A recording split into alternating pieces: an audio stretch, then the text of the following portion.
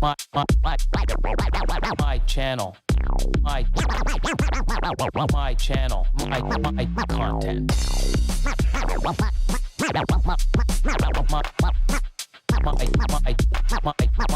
my channel,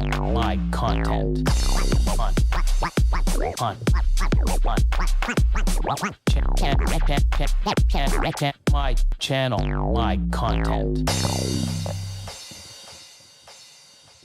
Go ahead, Austin. Happy Monday, people. Hello, everybody. What's up? Hopefully all our mics are good. We had a last-minute substitution. Kat, Hey. Catherine.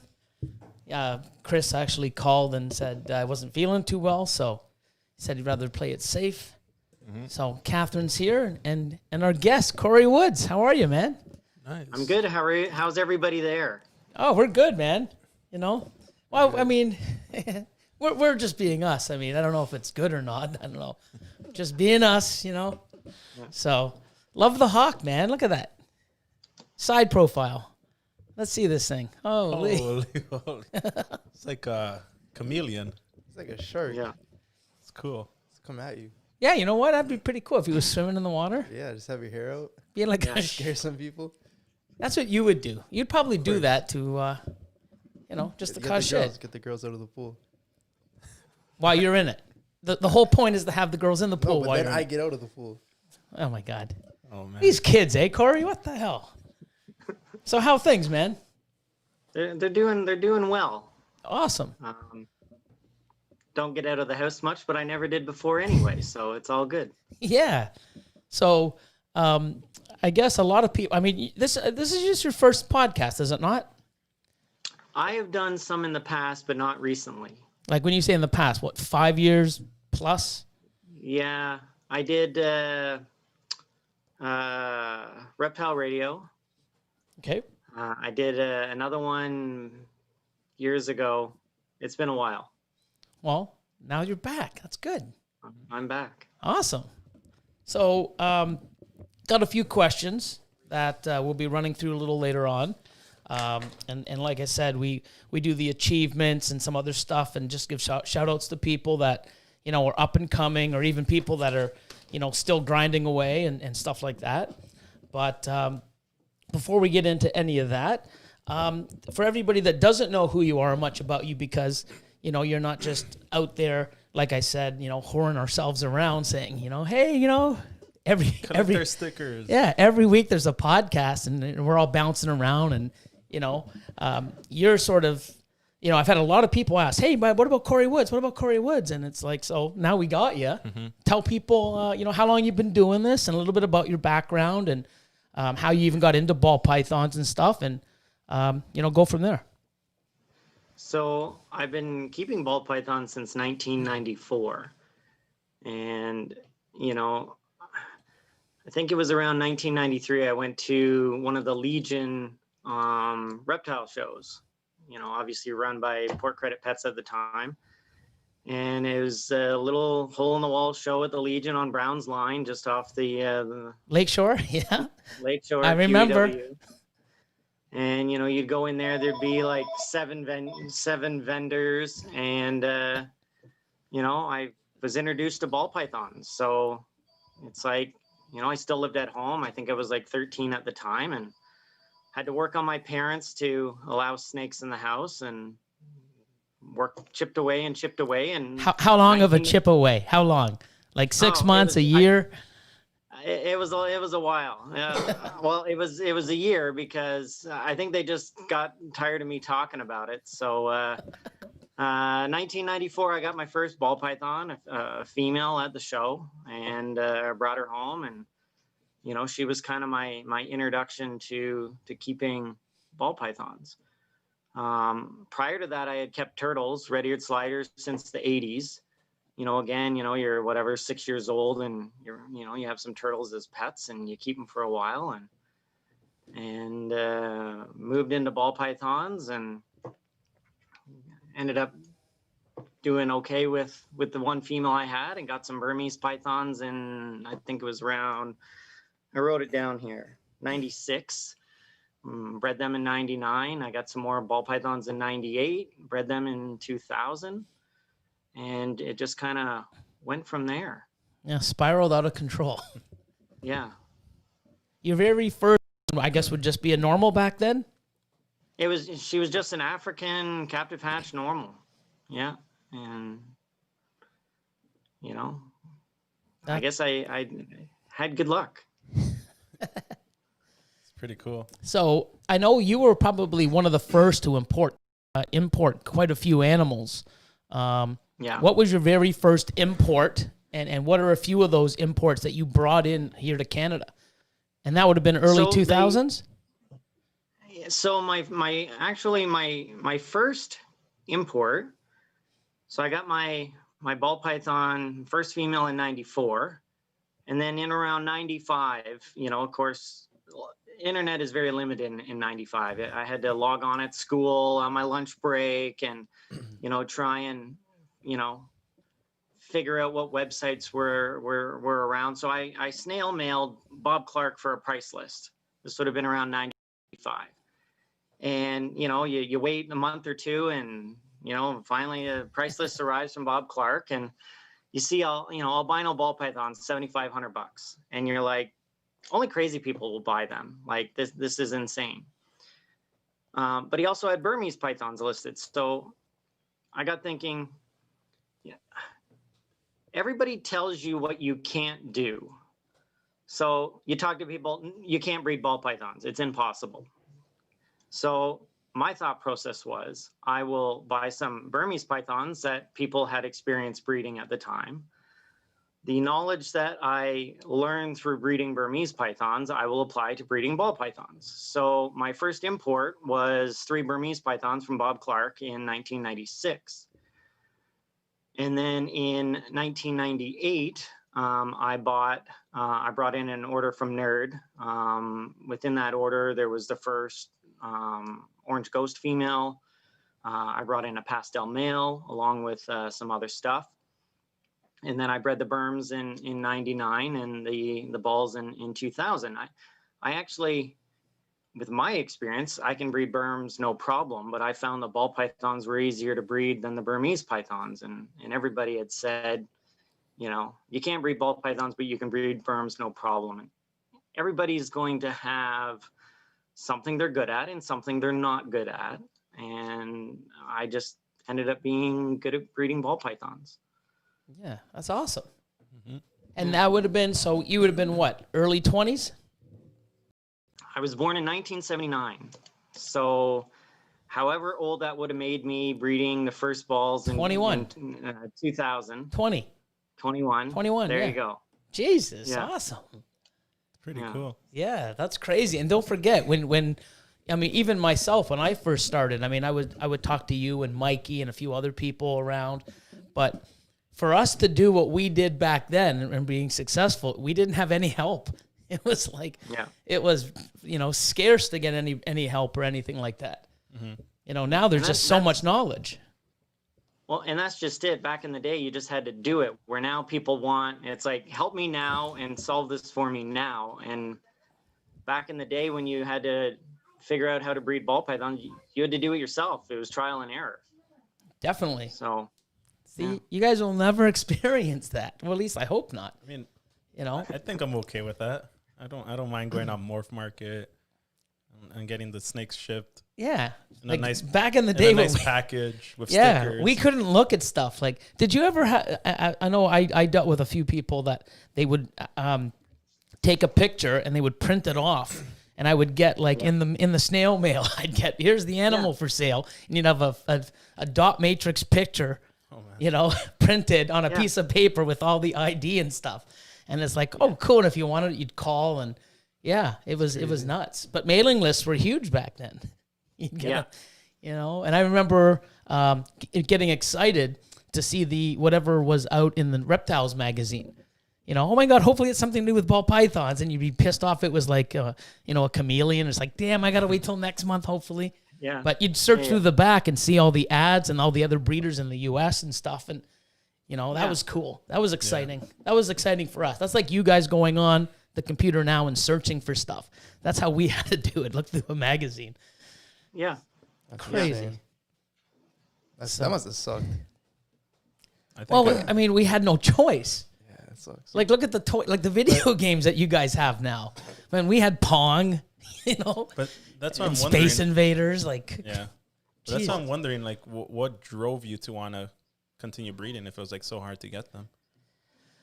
I don't know. It was just like you know. There's. I mean, I'll answer this one for myself, and you can answer it yourself as well. But when I saw it, and I was just like awesome, and then I saw other people breeding them, and I was like, I want to do this.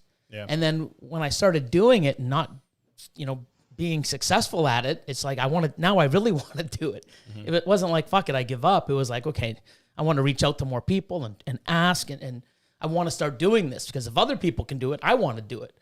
You know, and I failed so many times, and you know, then some animals would work and some wouldn't, and then I'm like, what's going on? And you know, I just learned, and then the more people I get to talk to, you know, I sort of seen, you know, what they were doing, and I would try to, you know, scoop some of that knowledge, and I wouldn't listen to everybody because I did that at first. I listened to a few people, and boy, did I make a mistake, you know. But what made you want to? You know, especially back then, we didn't have like all these crazy morphs like they do now. We had very minimal selection. Yeah. Well, that's one of the things my OCD liked back in the day. There was 5 choices.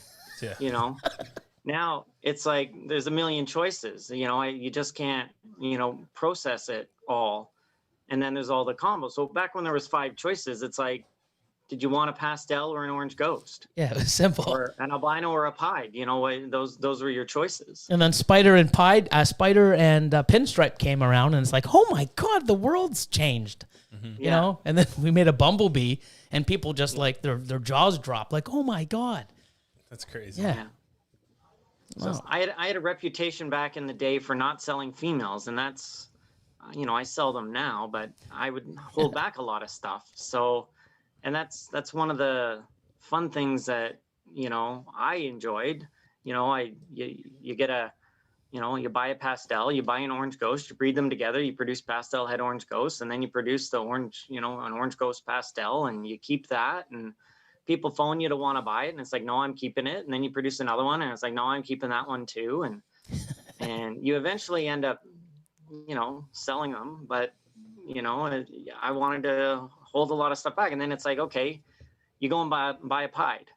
You know, everybody's like, you'll never breed a pied. And then it's like, okay, now I'm going to take my pied and I'm going to breed it to my orange ghost, and I'm going to breed it with my pastel, and I'm going to produce orange ghost pieds and pod pieds. And then I'm going to keep those back too. So, you know, it's, you know, Yeah, some and people people wanted to. Yeah, people were mad. You know, people would get mad at you for not selling them stuff, like angry, like take my fucking hate money. you, and then they would actually literally be pissed off with you and like fucking asshole, like what the what? Yeah.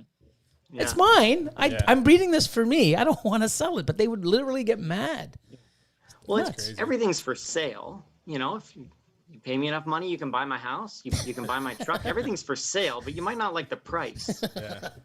So Oh, here we go. Yeah, that is true.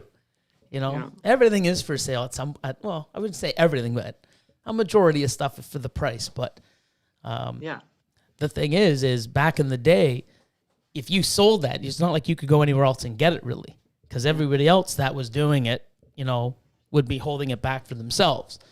So And even making it, there's no guarantee that you hit it again, true. unless it's just a regular pied. But You know, well, back in the day, it wasn't like, you know, we had like Corey now, you know, 50, 60, 100 pieds that he could just take his pieds to breed pieds to.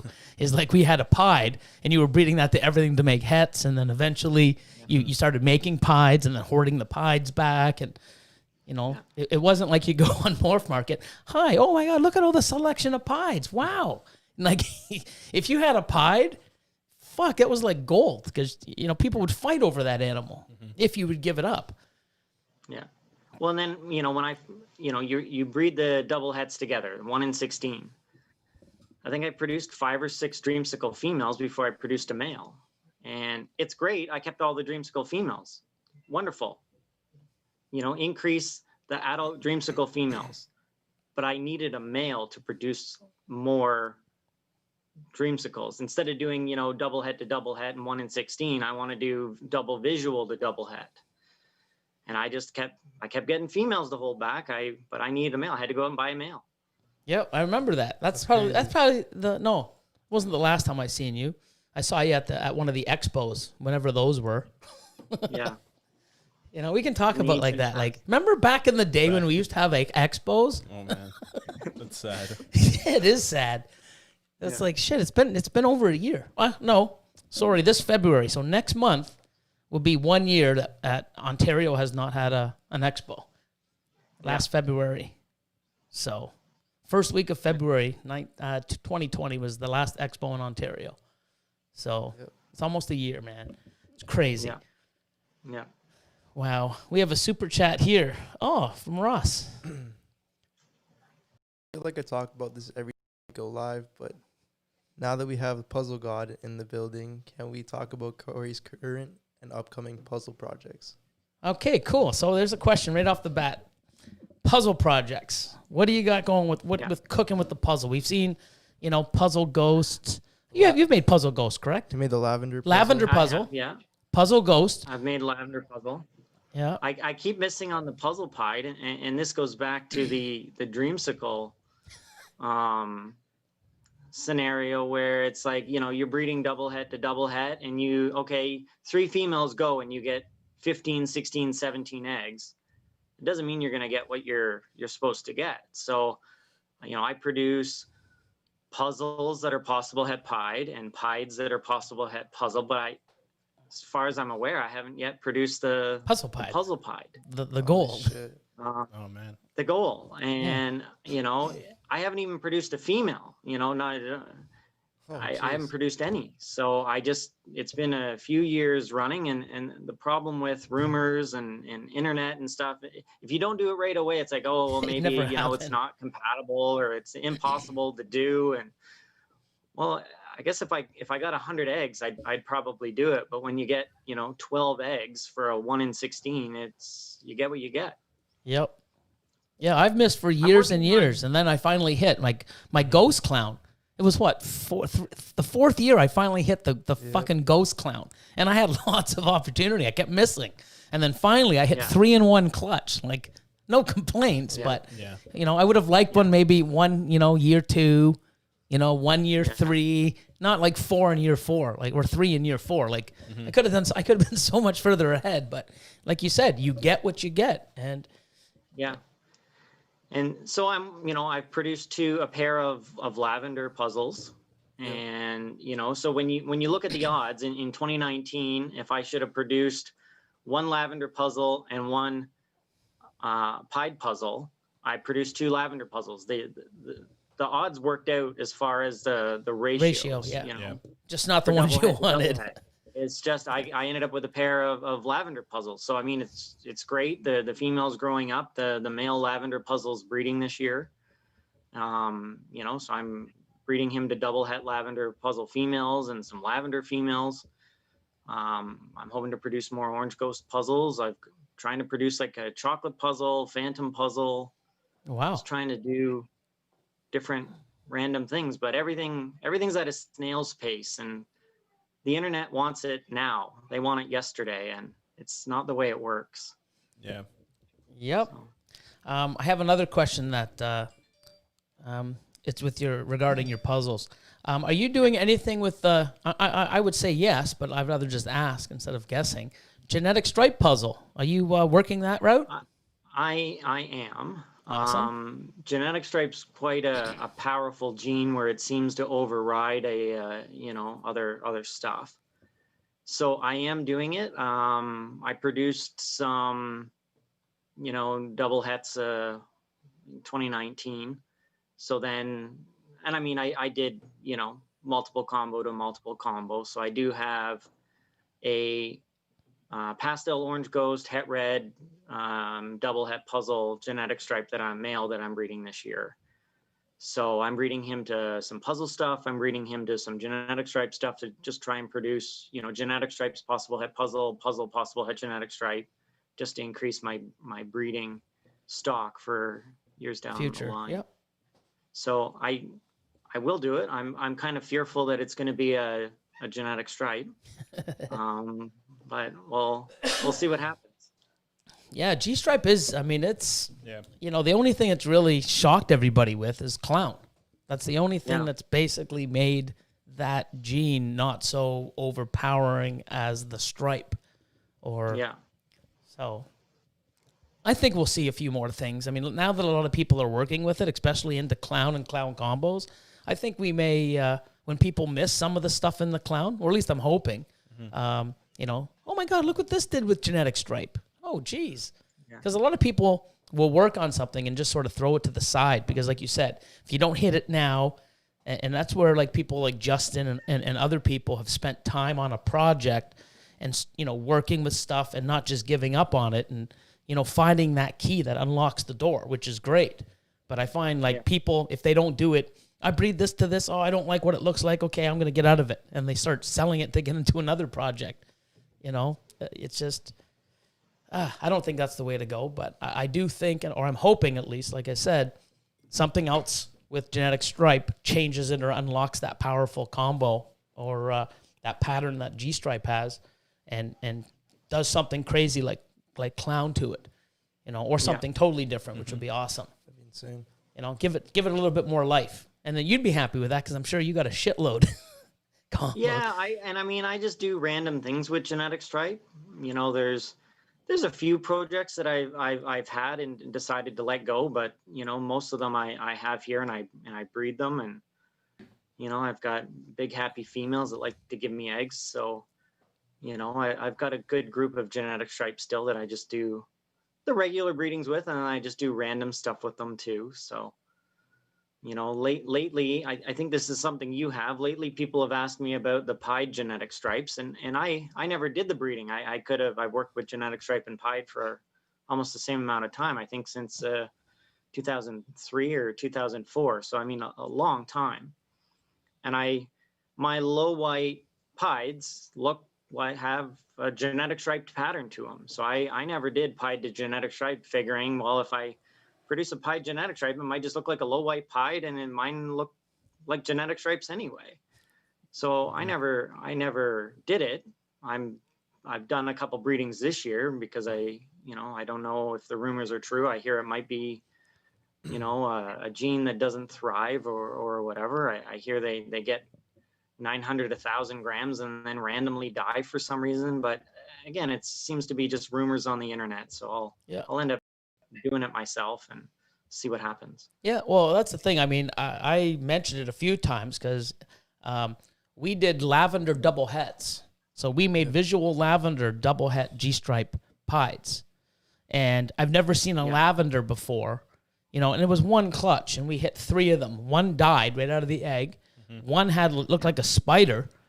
And we're looking like, what? Like, we've never seen this in lavender before. Yep. I mean, I've bred a lot of lavender. I'm like, why are they looking like this? And we just thought nothing, maybe an incubation issue. Maybe it was just something, you know, that just happened and we never thought about it. Then the second year, Jesse Wilson, he actually made the genetic stripe dreamsicle. And I actually, have 2 of the animals that still survived in the clutch, but that died, I think, like a month, 2 later, just dropped dead. Okay. I have the siblings to that. I have 2 females that are genetic stripe pieds, 66% het lav, and one is it's really bad. It's horrible. Yeah, I mean it's bad. You know, but we're trying to feed it and see, you know, just to see, but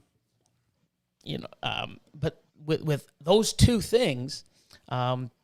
We just assume, hey, you know what? There's been pied and G-stripes so long. Why has never anybody done it?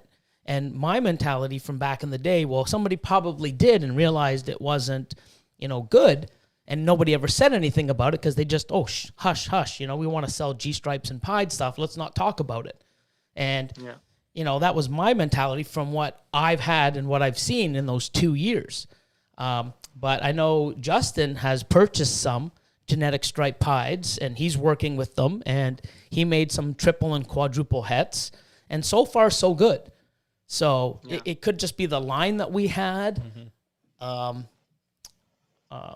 not really sure, but you know, thinking of what we saw with the actual G-stripe pied and the G-stripe pied lavender, the year before, it's like, well, oh, maybe that's why those lavenders were friggin', because they were double heads, G-stripe pied. Maybe that was the lethal thing. But now I'm seeing more and more. And like I said, time will tell. But we could just been two, back-to-back clutches. But they were different females, different animals. So it wasn't like it was the two similar animals breeding the same thing. Two different males and females, two different supplies. And so suppliers or stock, and that's what I wrapped it up to. So last year I didn't do any. I'm like, oh fuck, it must be lethal. I'm not going to do it again. Like, I've learned after 2018, 2019. Let's not do it in 2020. But now people are doing it and having success. So maybe now we'll maybe try it again because I've got a lot of triple hets. G-stripe pied lavenders, and I was just going to breed them to make lavender G-stripes or sickles, instead of doing the triple combo, even though they would be 50% het, but not try to go after, use them as a double het instead of a triple. Now that this is coming, I'm gonna maybe try again and see my luck, and then more people. I mean, I'm sure Justin, when he finds out, or like you said, if his animals get to 800 to 1,000 and they don't do well, he's gonna say something.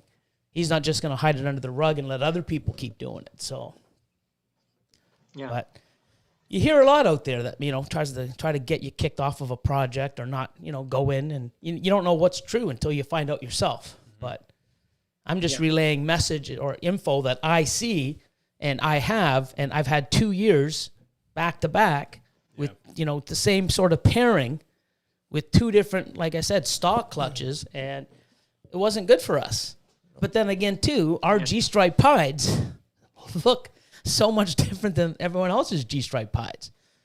It's true. Yeah. So we should do something on it. We should show some pictures of them. Or do a video. Yeah. But it is what it is. I see so much on the internet that's not labeled correctly, and I don't comment anymore. It's as soon as you say something, then people want to argue, and so again, I take that into account where somebody might say, okay, this is this morph, and I look at it and I don't think it is. So then if they're commenting on that morph, well, maybe they don't have it. Maybe they've never done it, and they're commenting on something they don't have. So I always take that into account. We see that a lot, and I mean, it's even harder now because back in the day, it was so easy. Oh, pastel, it's a spider. That's a pastel. That's a spider. That's a bumblebee. Yep. Yay! Yeah. It was so easy. Yeah. Now you got these like, vanilla and fire and red stripe and some stuff, depending, like, it's like, is it there? Is it not? I think it is. I may not. I mean, it's with all these stacked genes and, color enhancers. Is it that? Is it? I'm not sure. We can only give our best sort of guess with what we've also produced and what other people have to sort of look at it and see, hey, I mean, me and Austin, we look at it all the time, and we all argue. No, it has to be this. No, it's not, because it would be like this. And then we both go to our phones or our, nope, see? And, we're always like competing to see who's right. And neither of us know until, down the road. But Austin's usually right, so. That's pretty even. Well, when I sell stuff, I try and almost undersell it. I don't want to say it's, okay, this has 4 genes and it only has 3. I'd rather say, okay, it just has 3 genes. 100%. And if there's another one, it's... But we're not doing genetic tests. We're not in the lab with a lab coat on, taking blood samples and sending them off to the lab to be, sequenced and looking at their DNA. We literally hold it in our hand and say, I think it's this. Yeah. Right. And that's the extent of it. We use the best of our knowledge, the best of our ability to try and give our best opinion, but we're not, nailing, samples away to be sequenced, and then it comes back a month later telling us what they are. But even if it did that, people would say, no, it's not. Like, for fuck's sakes, you know what I mean? Yeah. No, it's not. That's not what it is. My friend produced one. It's on fucking World of Ball Pythons. It's like, oh, you fucking people. You just want to reach out and smack them. I mean, like, it's genetically sequenced. This is what it is. It's not. Like, wow. And okay, get dude. angry too. Oh, of course. I mean, that's just how the internet works. They ask for help and they still get angry. That's the best one. You ever had that? I mean, Hi, I get what it- is I this get it all the animal? time. Yeah, you tell them what it is because you've produced hundreds of them. Mm-hmm. No, it's not. Oh, for fun's sakes. Then why are you asking? Yeah, why are you asking?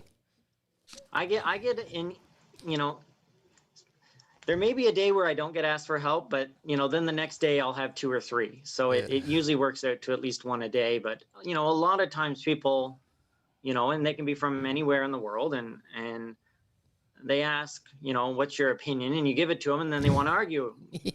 And it's, dude, I'm just giving you my opinion, and that's all I'm gonna say. If you're, they're ultimately the person that either has to breed it and figure it out themselves, or decide they don't want it anymore and sell it. But yeah, a lot of people want to argue about stuff, and I'm Yeah, just it's nuts, not man. the arguing type anymore. And it's always going to be that way, unfortunately. But, there's other people out there that will, listen and maybe do some more research. And bottom line is, you know what? I don't care how many people you ask and tell you, oh, I asked 20 people and 11 said it was what I thought it was. Cool, but those 11 people could be wrong. Same with the 9 people that could be right. Like, the only way to find out, fucking breed it and prove it out, man. Mm-hmm. Especially if they're so gung-ho. Oh, it has this gene or it's a new gene. Cool. Well, then, you know what? Prove it out. And if you do it right, and you are right, you're going to do well with it. Yeah. And there's really no rush. Everybody wants to rush. Whether you produced puzzles in 2012 or 2016 or 2020, it doesn't matter. You still produce them. Yes. Or whatever gene. And so there's no rush, but everybody's in a rush. Everybody wants it now. Well, if it takes years to figure it out, it takes years to figure it out.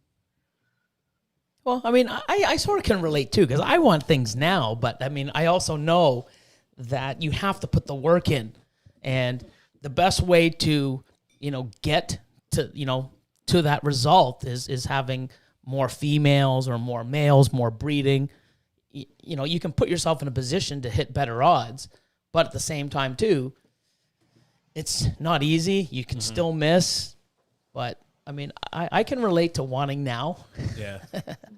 I always wanted, but there's certain things like some of the projects we're doing triple and quadruple hets. I want those now, but you know what? I know they're 4, 5, 7 years away, but I do want them now. I want to see what these things. I don't want to be dying or in my deathbed where I can't even see anymore. And Austin and Line comes in. Holy shit! We hit the Orange Dream, Enchi, Monsoon, Freeway. Pied, Lavender, fucking Cypress, something else. I'm like, wow, and I can't even see it because I'm sort of blind. I want to see it now. You know what I mean? And then you'll post that on the internet, and somebody will say, "Okay, I'll give you a pocket. I'll give you some pocket lint for that." Yeah. And it's like, you know how long it took for me to produce that. Yeah. You know how much The sacrifice. time Yeah. Yeah. They don't get it. Yeah. We have a couple more super chats, and one, wow, this is awesome. I think this is the first time he's been on. He's from the UK. You probably know him. Gavin from Balls to You. Okay. Yeah. There's one above too. Oh, yeah, I know. I'll get the Paul, but I gotta shout out, Sorry, Paul, you have to wait. Why make him feel like that? Oh, I'm gonna go. But Paul's awesome. So anyways, because Paul, Yeah. don't worry. I got a special It's surprise for Paul. $20 Canadian and the other one's what, euros? Oh yeah, so these are the. You don't do it like that. Sorry. Look at the, Paul. oh, yeah. Sorry, Go Paul. for the high dollar amount first and Next screw time- the little next person. time- No, Next that's time, not how we do it. It's just, next time use euros. Jesus. No. But no, because the thing is the time difference. It's like midnight there. I don't want them to leave before we talk about them because you know how we are. Sometimes we do a super chat 20 minutes, half an hour later. Yeah. So he asked about female scaleless. You don't have any scaleless, do you? No, I don't have any scaleless, and I never got into the scaleless or microscale. It's just one of those things where for one, it never really interested me, but even I was offered a couple, I just never got into them. You want some? No. But there's so many options, you just can't work with everything. Correct. And some of the stuff you just have to let go and decide, okay, I'm just not going to chase that one. Mm-hmm. I had multiple opportunities to work with the scaleless, and kind of way back in the day, and I just never got into it. So here's a gene that I don't know if you have or not, but I know you never had it before, and I'm still in shock, especially if you say, no, I haven't got into it yet. Oh, I already know what it is. Clown. I do have a clown. Yo, holy shit, you do. Okay. What is it? Yeah. I've got a pair years. of orange ghost clowns. Oh, nice. Okay. Nice. So back in, I think it was around 2004, I wanted genetic stripe or clown, and they were both 25,000 each. If I could only buy one, I couldn't buy both. And it was literally a flip of a coin. Do I want the genetic stripe from Ralph Davis, or do I want the clown from VPI? Which one? Wow, you regretting that choice? Fucking I don't coin. know. And I didn't get into clown. I picked genetic stripe. I like working with genetic stripe. Monetarily, I would have made more money breeding clown. I still made lots of money breeding genetic stripe. I don't want to discount how much I like working with genetic stripe. It's not just the money aspect of it, but there's if 5% of the ball python if 5% of the ball python keepers want to keep genetic stripe, like 50% want to keep clown. So there is a wider market for it. Yeah. But yeah, I brought in some animals up through Michael Cole, and every time I do that, I end up buying stuff from Michael Cole. So I bought a 2019 Orange Ghost Clown male and a 2020 Orange Ghost Clown female. So the Orange Ghost Clown male, he's breeding now, so I'll end up producing some double hets and visual double hets and stuff like that. So I'll be on the slow boat for the clown. So Well, I'm glad you're in. That's good, because I'm like, fuck, man. Corey has, I can't believe he doesn't have any clown. I'm glad you got into it. That's so sick. So back when who was it? Was it OCD? Justin Riccati? He brought in a pair of pastel clowns from Brian Barczyk, I believe. Yes, I really liked that male. It was a really bright, really reduced pattern male. I wanted to try and buy that off him, but he wouldn't sell it. Well, he did later. Kind of, yeah, he did later. But, there was always kind of like a blip where you would try and get something and it wouldn't work out, and you'd just kind of move on. So yeah. But I think Gavin asked that question when we're talking about like females and things that wouldn't breed. Oh. So have you heard any? Well, I mean, that's why I sort of asked them. Yeah. I mean, I have some, but I don't have visual scaleless. I have scaleless heads. Yeah. So as far as visual scaleless females, like on eggs, I haven't seen. No one said anything yet, but it's been a while. It's been and no one's way more than a while. Yeah, no one's seen it. Well, I haven't seen a picture. That's the only reason why I'm bringing it up. Correct. So I mean, it's one of those things where someone's eventually gonna spill the beans if it is or if it isn't, or someone's gonna not spill the beans and get into the project and do it and say, "Fuck, it didn't work." But then, well, that's only because you did one. You know what I mean? Like the head to head makes sense. Like they work, yeah. Yeah, but then the visual, does it breed? Well, I don't know about the breeding part. I've actually heard it's all rumor. even the males. That no, the females they can't find follicles inside the female. Whoa. Just something that I've heard. Yeah. Don't know. I don't have any to I don't even reach out. And the thing is, I don't want to be that guy. Like I'm a ball python breeder. Yeah. I'm not a investigative reporter that.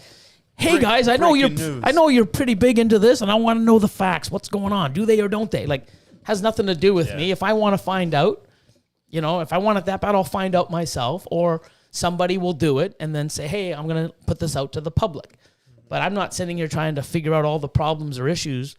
I'm not sure, but from what I heard, I've never seen a picture like you said, of a scaleless on eggs, and from what I've heard. They can't even find a follicle. I don't know if that's true or not. Who knows? But well, and sometimes I find that people again are impatient. So, like for instance, I got my first super mahogany male in 2010, And so by the time you grow him up and breed him, you produce some mahoganies, maybe 1 or 2 clutches in 2012, but you start producing more of them in 2013, 14, 15. So it's like if you keep some back, maybe 1 or 2 females in 2012 and then some more in 2013, by the time 2016 or 2017 rolls around, people are like, we don't see mahoganies on eggs. We don't see people producing sumas. Is there something wrong with the gene? And it's like, well, my females didn't go the exact second that they could have, produced eggs. Yeah. But, some females need to grow up for 5 years before they produce. So again, a project can take 5, 7, 10 years to materialize. So, now I have lots of pictures of mahoganies on eggs and sumas on eggs. And so it could just be that there's not a lot of scaleless or microscale females out there that are big enough to breed. Yeah, you never know. Yeah. I mean, that's a good point also. Yeah, but it's been like 7. Yeah. I mean, you never know. I'll pay someone to send me a picture. Okay, ready? I want to see it. How much are you offering? Okay, ready? We got to do this. What do you mean, how much $50. am I offering? Well, wait. Before we even do that, we also have to go read Paul's. That's what I'm doing right now. Okay. Okay, ready? I'm making sure. Yeah. So I got to do something cool. So I'm just going to go like maybe this. No. Just give it a little bit of oomph. That wasn't it. I got to get some better sounds on this stupid soundboard. Anyways, our man Paul, you guys all know him. Mm-hmm. He's the guy that brings us laughter to every show, and he's the king of the chats. Loves JP. Oh yeah, He loves JP. yeah. There's a few people that he He's a loves. JP fan. But anyways, Sarah from Serpents, he has a shout out. Here you go. You would read this one because it's addressed to you. Okay, so it says, Billy, give my lady Nikki and her son Luciano a big welcome and hello. Oh shit! First time watching. It's probably going to be their That's last awesome. too. Like, oh my God, how do you stand these guys, Paul? I know. Because he's just as crazy as all of us. We're all. They just hear all these like genetics and stuff, and they're like, "What is this?" Yeah, so Paul's gonna have a lot of explaining to do. What did he mean by this and this? What's het pied mean? What's this? What's this? So you can just basically show her. Now you're gonna be surfing Morph Market and doing genetic stuff. But yeah, welcome, Nikki and Luciano, Nice. and my man Paul. Let's see. There's a few people in the house here that just came on. Earl from Lone Stars. Most of the usual suspects, they're here. State 48. Oh, wow, man. He's here, too. Nice. Congrats. Let's see. Okay, so that's it for that. What do you want to say? You wanted to say something earlier. Oh, I forgot. Did you? It was, Okay. it was about like what we were talking about then. Okay, now here's one thing that I know. A lot of people have asked me. Caramels. I had caramels back in 2009, 2010. Of course, I had females because I bought the females first. 2012, 13. I think I might even had one go in 11. But 2-3 years back to back, I always had slugs. And then there was a thing that we would post, hey, blah, blah, blah. And I believe in 15 or 16, you actually had a few that you posted on Bush League sitting on some eggs. Are you still working with caramel? Is it still something that, because I know that when people get into it, I like to say, hey, did you know that most caramels kink and sometimes the females lay slugs? Can you add to that? Is there something? Is it a certain line that does that, or that slugs out, or is it a temperature or an incubation? Because you can't incubate them if you don't get the eggs. But, Yeah. So Yeah. There is something to it. I had, lots of caramel females give me good eggs. I can send lots of pictures of female caramels on eggs, but I still did get slugs out of caramels. And again, this is problems with, rumors on the internet and stuff. It's like, when it's out there, caramel females don't produce eggs. And it's like, okay, well, here are 7 caramels on eggs. And it's like, no, they don't produce eggs. We don't want it into caramel. Mm-hmm. And then on top of the caramel having issues with, producing eggs, some of the babies would be kinked. I didn't have a lot of problems with kinking, but I made a kind of effort to outcross everything. So I think I had caramels from every line, and I was breeding them out to different morphs, and then I was, trying to cross them as much as possible. So I had good luck breeding the females, having them give me eggs. I had good luck not getting as many kinked babies as other people did. I still produced kink babies. I still had females slug out, but I still had a generous amount of females give me good eggs. So again, I need to work with stuff that I like, but I also need to produce stuff that people want to buy. So when it's like, okay, all caramels kink, all caramels don't produce eggs, then it's like, okay, nobody wants to buy them. So it's like, okay, let's kind of, instead of having 30 females, let's maybe bring it down to 6. So in 2020, I still did produce some caramels. I produced some mahogany caramels and stuff like that. So I'm still working with it, but I'm not producing as many as I used to. Okay, good to know. No, because I know that a few people are out there, and I mean, I've made caramel clowns 3 years in a row, and they're probably one of my favorite clowns. Oh, they're crazy. They're insane. Yeah. The colors, Wait until you That's see the Ultramel. clown. That's why the Ultramel clown is. Oh, I know Gavin's here. He likes Ultramel. Yeah. So do I. I'm not knocking it. Yeah. I mean, but Ultramel clown's yeah. gonna kill it. But I mean, I've produced caramel clowns from double het to double het, and I hit 4 in 3 years, and they're amazing. But I had some animals that kinked, and if I had a female, I didn't want to grow it up, so I would sell it, and I just ended up getting out of the project because I'm like, you know what, I don't want to have all this space to make something that it's a tough sell. I hate producing stuff to seeing, the problems with it. And, if I can't correct it, especially after 3 years, I'm not going to keep pushing myself. There's so many other things that I can concentrate my efforts on. So I got out of it, but I thought it was amazing. Like, it's just sad, but it's good that if people want to do it on a small basis, they can probably, you've already proved it that they can. So. Yeah. Well, and I found that kind of back in the day, it's a little bit better now, but, we would get on certain bandwagons. So you would say, I'm only going to work with the Nerdline caramel because that's the best caramel. And then somebody else would be like, well, I'm only going to work with the VPI caramel because that's the best caramel. And then somebody else would be like, oh, well, Snakekeeper produced the caramel, so I'm only going to work with the Snakekeeper caramel. And they wouldn't outcross, they wouldn't try and add new lines or genetic diversity in there, where I just took all the caramels I had, I think all the different lines, and I mixed them all up, and I had better success that way. And I think it's a little better now.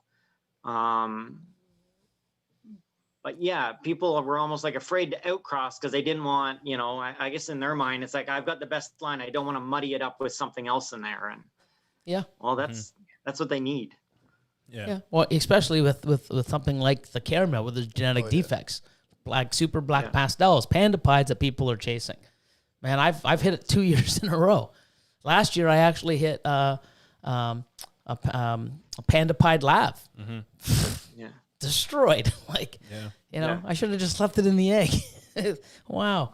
I gave up. I can't. And I had different lines, but there's still other lines out there, and it's just, you can just keep doing what you want to do. I just figured, I tried with what I've got. I don't want to keep chasing it, or, I don't want to diversify like you did. So I got out. Yeah. I've tried, and if it didn't work, it didn't work. And if I really want a panda pied, I'll just go buy one just because I think it's friggin' cool. Remember that girl that just made one from a Partho? Yeah. That was crazy. She got lucky. Yeah, a girl here in Canada. She was at the expo. This girl, she has a small collection, hit a panda pied. I'm like, come on. I go over and I'm like, oh my God, that's a panda pied. And it was a Partho. And it was a Partho. Yeah. So pretty cool though. Yeah. Lucky girl. Yeah. Pretty awesome. I think it was a female too. Well, it had to be a female from a Partho. See, come on. You're learning. Took a second to sink in. It's all right. We have another super chat from Amy. I'm going to say Giramonte. Yeah. Italian or Portuguese? Oh, Italian. There you go. So take it away. Catherine would know. Oh, it is. Love from House of Gaia. Yeah. Here's some more money. Love from House of Gaia. So definitely Italian. Oh, yeah. It's his wifey, the better half. Mm-hmm. Yep. Yeah, the one that, thanked us Because instead of talking 75% of ball pythons and snakes around the house, now he's at 100. But now she's watching. Yeah, so now we encourage, you know. We're good to encourage people, but at the same time too, it depends on who's the one, you know, from that encouragement. Because if it's the wifey or, you know, somebody else that isn't into this, we're not good for them.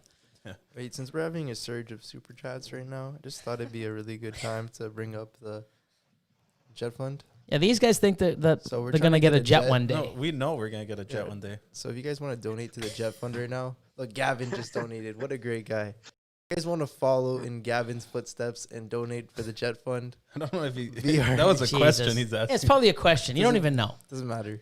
But He still donated when I was talking. So. okay, well maybe. But anyways, but your jet fund, maybe. I mean, you know what? I hope that, you know, it happens, and then, you know, who knows? You don't want to be in a private jet? Well, maybe. I mean, it'd be pretty cool to have my logo on it. I mean, I that think one has your Tax logo. write off. yeah, it'd be pretty sick. Get in the own, you know, the ball pythons, start, you know, transporting them on the plane. Exactly. It'd be pretty cool. So, civil serpents, Billy, sell me your female asphalt NG clown. not happening. Yeah. Yeah, every time he comes over, He always wants to buy something. he always goes through the stuff that, you know, it's like, here's my for sale rack. Where are you going? Right to the holdback rack. You know, you don't go that way. Like Yeah. gotta when lock you that. when you go over to the holdback area and look, first of all, you're not going to want to buy the stuff I'm selling, but you need to, because that's what makes the the ingredient. stuff. Yeah, it's the Literally. ingredients. Get a super asphalt and get an Enchi clown. And Yeah, and then, you know, do that and take some time. But yeah. yeah, but no, it's not for sale. None of my ash clowns are for sale. I think I hit 7 of them this year, all combos, and Yeah. they ain't going anywhere. I mean, I love the freeway clown stuff. I think the super asphalt clown stuff is going to be crazy, and I need it. And I need it stacked. Yep. So, Chad from Richie's Recessive says, Billy, you are the man. You have to read it like how you wrote it. Eat a dick, happy Monday. I don't think it. Oh, it does say "Thanks, that. Chad. Woohoo!" Why is the EAD small? I don't get it. Well, it's Because Chad. he You wants- know why? Have you ever heard the rumor about Chad? Oh no. The you water's seen the always cold when shirts? he's in there. Have you seen his shirts? Yeah, he came out with no, his I kids. haven't. Seen- They say what you don't want them to say. Yeah, What did they say? EAD. yeah. Oh man. I wouldn't know. Here we go. And here's Wolfgeist. Corey, it's great to see you on here. I was waiting for the CIDs to open a couple months for one of your lab het pies and Suma girls. They're both doing very well. The lab is gorgeous. Thank you. Awesome. Nice. Well, good.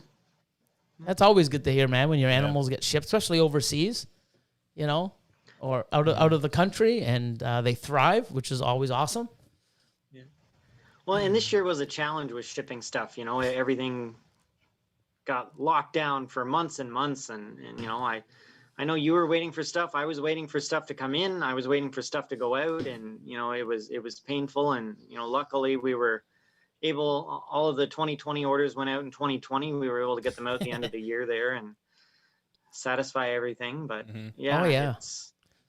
it's hard when, you know, it goes from whatever, 1 million flights a day to 2 flights a day, and you got to try and Yeah. get stuff out. And yeah, It's just unbelievable. Like, it's just it's nuts when you think about what has stopped and halted and closed and how the world is. Not just it is actually insane.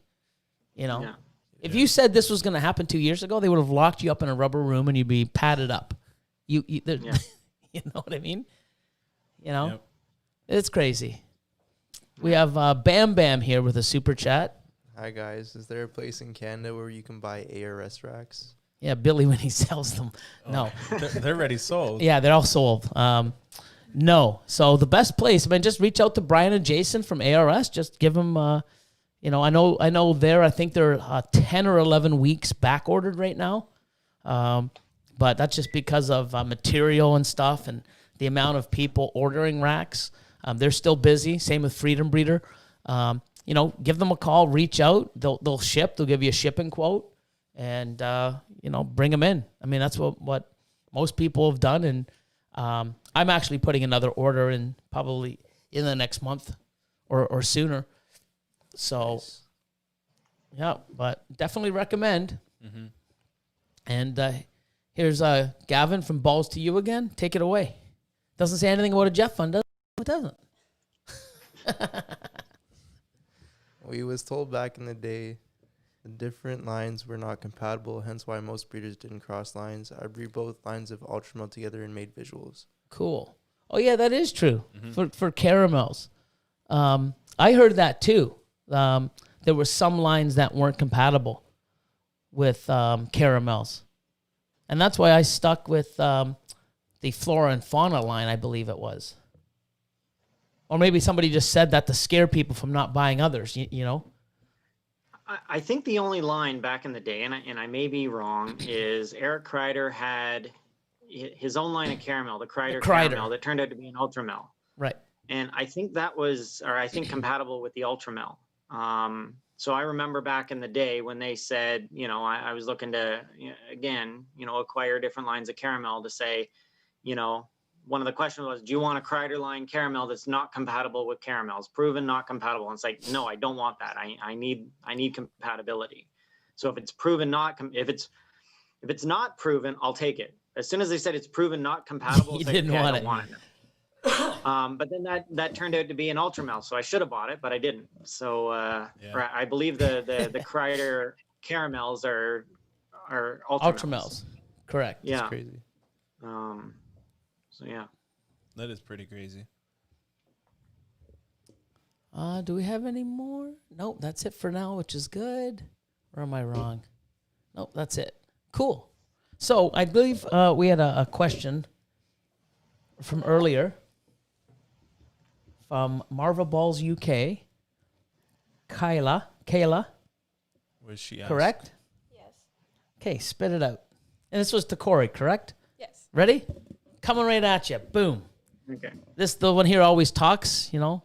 We finally get her to be quiet for a minute. I know. Kyla wants to know. She's already nervous. Oh, Don't worry. jeez. Austin just looked at her. That's, About how you cool your snakes before breeding and the way it affects them. Yeah. So typically what I do is, you know, around November, I turn off the heat at night, you know, or I drop them down to 70 degrees. You know, they get full temperature in the day. And then I start that in around November. I start pairing in November. And then usually around February, you know, if I'm dropping to 70 at night, you know, I'll increase it to 75. And then, you know, next month it's 80 and then 85. And then it's back to normal temperature. You know, back in 2013, my wife was pregnant with our first son. And that was the year that the power went out for 4 days, at least for us anyway. So my wife had preeclampsia, so she was actually on you know, bed rest in the hospital. Our power's out it ended up being for 4 days. So it's like, I'm trying to keep the power on at home with a generator. I'm trying to, you know, go see my wife who's on, you know, bed rest at the hospital. Nothing in the house is working. You know, I'm trying to heat stuff. I've got a fireplace going, you know, with the, you know, the little generators. It's like, okay, I can have a little, you know, heater going, but I can't get water out of the well because that's on, you know, 240, not 110, or 210, not 220, not 110. So it's like, you know, how do I get water to the chickens? You know, how do I, you know, facilitate stuff? So the animals got really cold. I was actually like, I think I'm going to lose my collection. I think they're just going to die. Like I can only do what I can do. And, you know, the females are getting down to 50 degrees. And I was to the point where I thought, if the power doesn't come on, I think I'm done. I think everything's dead. It froze in my house. And luckily the power came on, and 2015 was like one of the best years I ever had. So I continued to drop those, you know, temperatures down. You know, some of them get 50, 60 degrees for 4 days. And back when I was younger in my 20s, I loved to argue on the internet. It was like, you know, every day I want to argue on the internet. So then hold when on a you- second. you You know- were a fucking keyboard warrior? Oh my god. Oh yeah. So, when you get to be, 35, now I'm in my 40s, it's just like, I want to argue on the internet. So it's like, I didn't post pictures for 6 or 7 years of females at 50 degrees. I did it every year, and I just did it, and it worked for me. And then this year, I think I was short pictures on my phone. So I put up some pictures of females at, I think 56 degrees, and let the internet kind of argue with itself. And, but it works for me, and everybody has their own process. And if I produce eggs and you produce eggs and everybody else on the internet produces eggs, we're all doing something right. Yep. So, you can't But my say, way's better. Fuck. Maybe it is. I hate that. Like, Yeah. you know. But they can take colder temperatures than what people are comfortable doing. And, I've proven that a number of years. I just don't argue with it on the internet. Yeah. And it's funny how you came across this is because you had no choice. You were put I had in no a choice. choice, and then you saw it and you're like, holy shit, like, there must be something to this. And you've done it, a few years after, and it's proven well for you. So, Yeah. and if other people hear this and start doing it, well, it depends where you live. It might not work. Yeah. Don't keep doing it. Well, Corey does it. I do it every year. If you produce anything, no. Well, You're frozen. then stop doing it. Like, if you want to do it, do it. And if it works, then continue. And if it doesn't, then say, hey, you know what? I had better success the way I was doing it before. Go back. Like, what works for somebody may not work for you, depending, the climate you're in and where you live and et cetera, et cetera. And that's not, that's for anything. It's not, it could be for fish, it could be for plants, it could be for snakes. What works for me in Southern Ontario is not what's going to work in Phoenix, Arizona. 100%. We have two totally different climates. And so you kind of have to take what anybody's doing with anything with a grain of salt. You can't, the way somebody grows a plant in Mexico is not the same way we're going to grow it here in Southern Ontario. So What kind of plant? you have to, what's that? What kind of plant? This I act's keep Austin. I keep a lot of different stuff. No, I'm talking about you the know. ones in Mexico. It could be anything in Mexico. What are you trying to do? Yo, what plants are you growing in Mexico that we don't know about? Oh man, good times. Didn't you just have a really cool plant? Oh yeah, Bloom, that voodoo lily? the voodoo lily, man.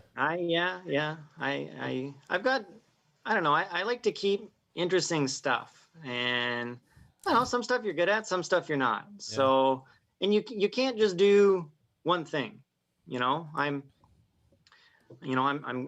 good with ball pythons. I'm not good with green tree pythons. I'm good with aquatic turtles. I'm not good with tortoises. You kind of, you have to keep stuff that you like, but then you also have to find what you're good at. And if you're not good at it, then you just decide, okay, tortoises aren't for me. They don't like me. And that's just the way it is. So it's the same. We all have to keep different stuff to keep it interesting. So, I keep, some of them are voodoo lilies and the corpse flower, and I had one flower, and that was interesting. So Stinky, eh? it is, yeah. I mean, that's why they call them a corpse flower. But I mean, again, it's when, again, you read stuff on the internet and it's like, oh my God, the worst smell I've ever smelled. And then it's like, well, I've found dead rats that are 3 days old hiding under a snake. It's not that bad. So it's, when you walk in your front door and it's like, oh my God, a snake's dead. Yeah. It's not that bad. So Yeah. when you hear the Or regurge, or one of those beautiful smells that we get accustomed to. Oh no. It's Yeah. like, damn. It's not that bad. No plant can make a smell that bad. So if you are accustomed to that smell, these plants don't smell anything close to that. So, but if you're not used to those smells, okay, these plants smell. So, Isn't it weird that we know what kind of smells? Yeah. Like regurge, a dead rat. Well, yeah, because you know what? The funny thing is there's people out there that think that'll never happen to them. Wake the fuck up, people. It's like, They're you know living what I mean? creatures. It's gonna happen. Shit happens. It's like all these people. Oh, my animals will, all my hatchlings will eat. I'll never have to assist feed them. Oh, fuck, wake up. It's shit that happens, and you got to be aware of it, and you should be aware of it and know what to do when something like this happens. And you may not have it happen for year 4, but it's definitely one of these things that happens is going to happen at some point. You should know what to do instead of finding out the hard way. Oh, it did happen to me. What do? I don't know. Well, you should have fucking prepared yourself. Yeah. So, what's so funny? Look at Paul. Uh-oh. What did he say? Oh, my God. Oh, Paul.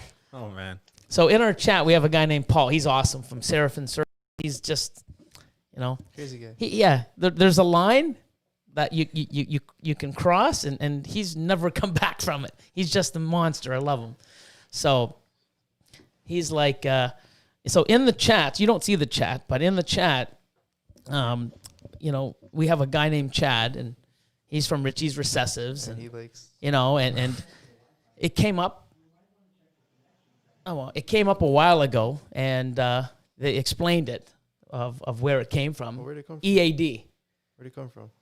They said it on, so you have to watch. They said it on their live. There was Tom from Atypical, Chad, and High Desert, Antoine. Yeah. They were all on it, and they explained. So you got to go watch that episode. Instead of me Go telling check it out. everyone else here, go watch them.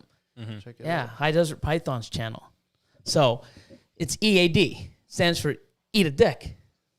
So it's just every chat, it's like, hey, Chad, EAD, EAD, EAD. So, of course, Paul goes, oh, great. Now I have to explain to my old lady what EAD is. Maybe I'll just have to show her. Like, what a savage. He's just like, Paul, man, you're savage, dude. You're savage. Look at Tom after. What did he say? What's Tom saying? I vote for showing her, Paul. Look at Vivid Skills. The chat. Oh, no. If only your mom had Paul. Oh, my God. That's fine. Come on, guys. Like, you guys are...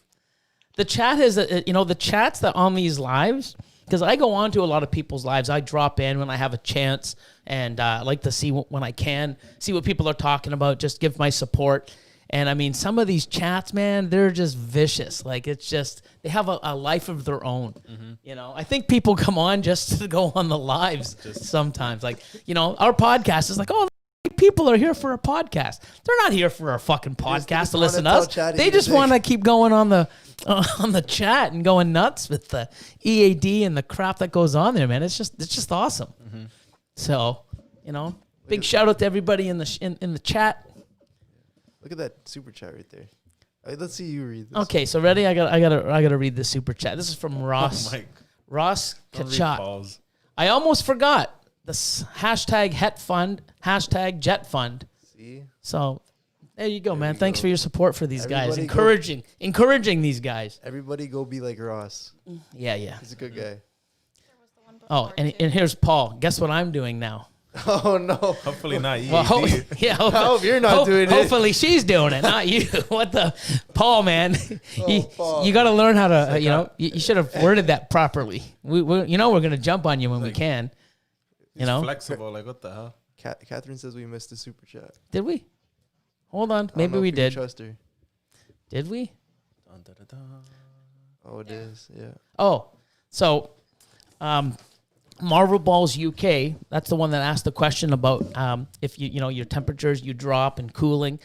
She said her concern was her collection dropped to almost freezing when her generator failed while she was moving. And she's praying that her whole season didn't get screwed up. So I think she's gonna be fine. I mean, as long as you bring the snakes back up to temperature, as long as they're acting fine, and it's hard to judge by if they're eating or not, because a lot of females, and a lot of males sometimes are Go either off. ravenous or they're not eating, and so that's hard to be a judge. But as long as they're not outwardly sick, they'll be fine. Awesome. So You could kind of talk about maybe the shipment you got. It came. yeah, well, no, I don't want to keep rehashing on it. Like, I'm trying to forget it. But no. I guess, but we are gonna be did doing. come back, though. We are gonna be doing a video. Yeah. On that of how they are. So they're all looking really well. They're all eating. But I had a shipment and the animals came like frozen. Like 2 of them were solid frozen. Oh, yeah. Like solid. Not like, oh, they're cold. Like solid frozen.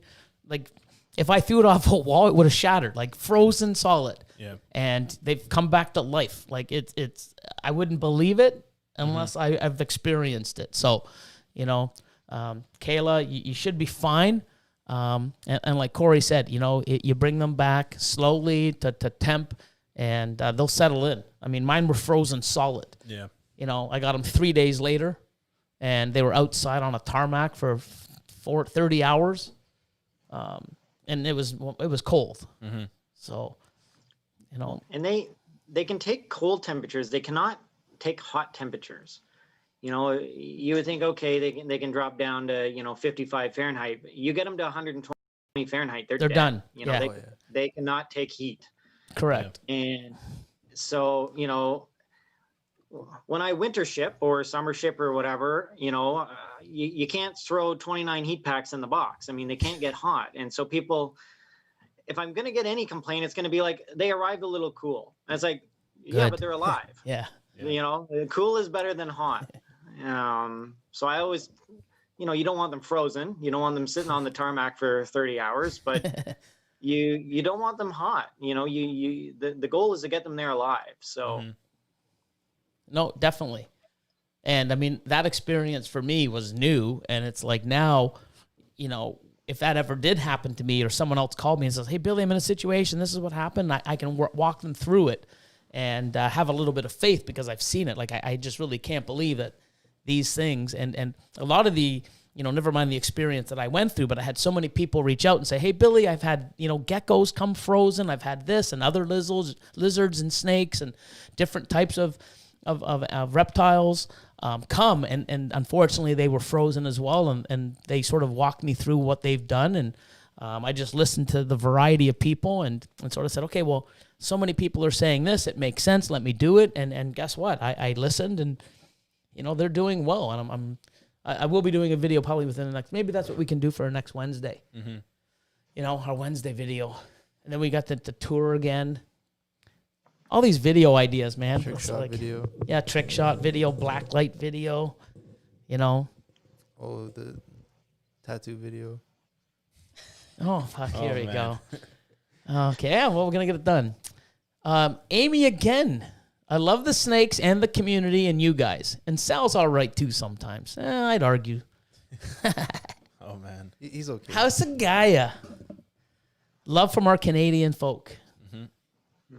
So let's get into a couple of these. We usually get into it sooner, but, we've been chatting. Jeez. Yeah, look at this, man. Like, we usually do this in the first half an hour. Now we're going to give out some shout-outs, Corey. So here we go.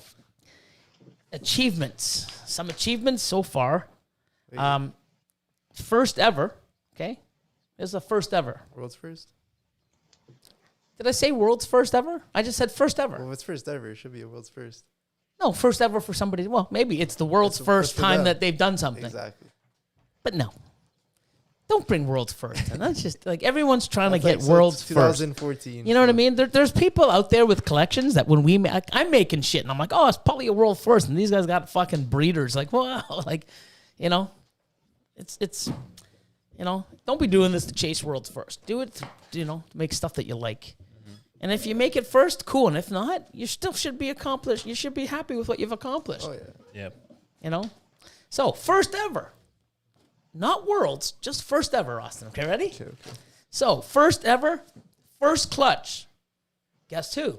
Burke Serps. Oh, jeez. Nice. I just looked over to see it. He had it on. I swear he was wearing it earlier. No, he had it on yesterday. No, yeah. Oh, yeah. I don't. No, it wasn't I can't yesterday. You remember. weren't in yesterday. It was earlier. Oh, yeah, you weren't. switched my Saturday. shirt. No, it was Saturday because remember we were talking yeah. about the little rat? It's like, his Okay. head's backwards. And he had balls of DNA earlier. Yeah, so there you go. So, Burke Serps, congratulations. First clutch. And everybody that I'm going to be announcing right now, all their links and stuff will be in, and even ours and Corey's and all his info will be in the description below. Nice. So, Description. next, first ever, our man Nick from Nick the UK. White? Yeah, Nick White. No way. Swear to God. First No ever way. clutch. What? Okay? Super Enchi times Coral Glow Enchi pin or Coral Glow Enchi Het DG. I hope Okay. you got the pin. Yep. And maternal incubating too. Oh, good luck with that, man. Yeah, good luck, man. It's I hard. can't help you. I've on never. the first clutch. Yeah, I haven't. Well, he didn't expect to have the clutch. Okay. Holy jeez. And all of a sudden it pops out and he's like, damn, I can't get an incubator in time. So he's forced to do it. Yeah. But I told him, I'm like, man, you know, Best I of can luck. I can give you a lot of advice and help and try to give you some ideas here and there. No idea. I've never done it.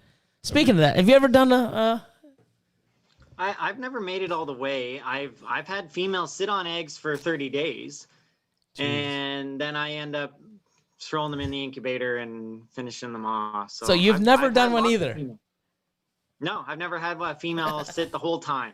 Yeah, Wow. I'm sort of nervous. I'm like, I'll do it next one. And then I'm like, oh, no, this is a good one. Nope. I'm like, I've never done it. So me and you combined have probably been, 45 years doing this, and we've never done a maternal So incubation. Nick is going to have like something over you guys. Well, there's a few people that have. Like, there's stuff that Corey has done that I'll probably never do, and vice versa. And there's other people out there that have done stuff that were like, hey, you know, it's just, Yeah. you know. Yep. You know, you don't have to, just because we're big breeders or we've done this longer doesn't mean we've done everything. And that's what I mean. I mean, Yeah. you know, he does things differently in Canada. He's 2 hours away from me, hour and a half. Yeah, about that. And he breeds differently than I do. That's true. We're both successful doing what we do. Like he said, it's like, you know, I don't have to, I better change the way Corey does it. No, I mean, I'm doing it my way. He's fine doing it his way. But just because we've been doing it doesn't mean we've done everything. Yeah. That's it. You still learning shit?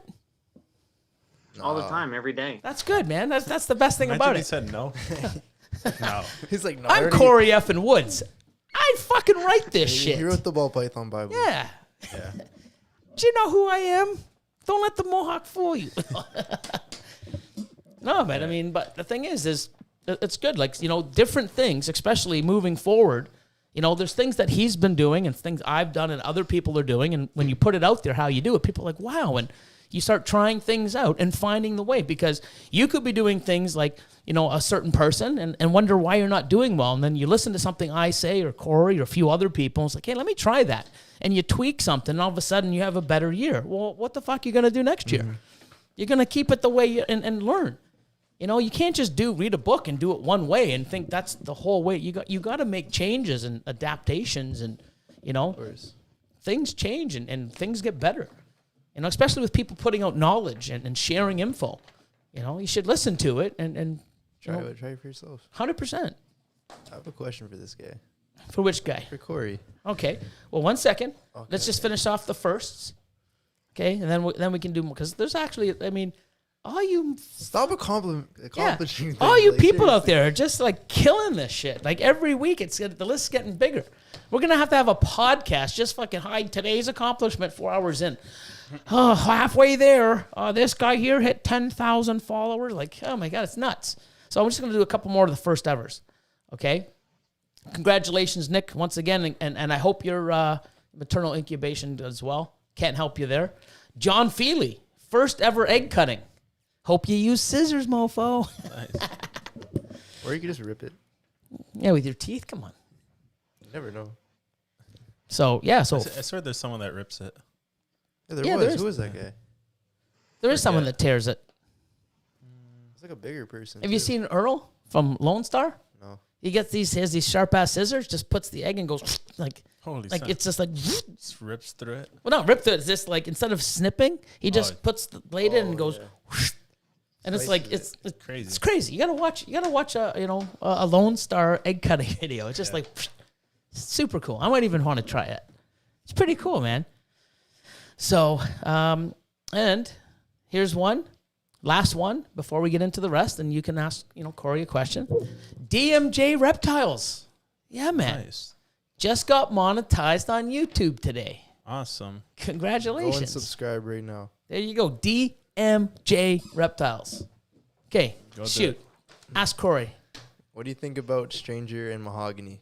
Because I know you have a lot of mahogany. I've got a lot of mahogany. I started working with mahogany in 2001, and I don't know, I don't have any stranger, and I don't know much about the gene, and there's so much out there. And, I keep track of what I like, but, maybe that's only 100 genes or whatever. And I'm sure there's lots of other stuff out there that I would like that I just never look at or never come across. And then you start to feel like, well, am I not paying attention? You know, what's a confusion? You know, what's an acid? What's some of the stranger gene? It's like, I don't pay attention. And then, what's a confusion? I don't know. It's no idea.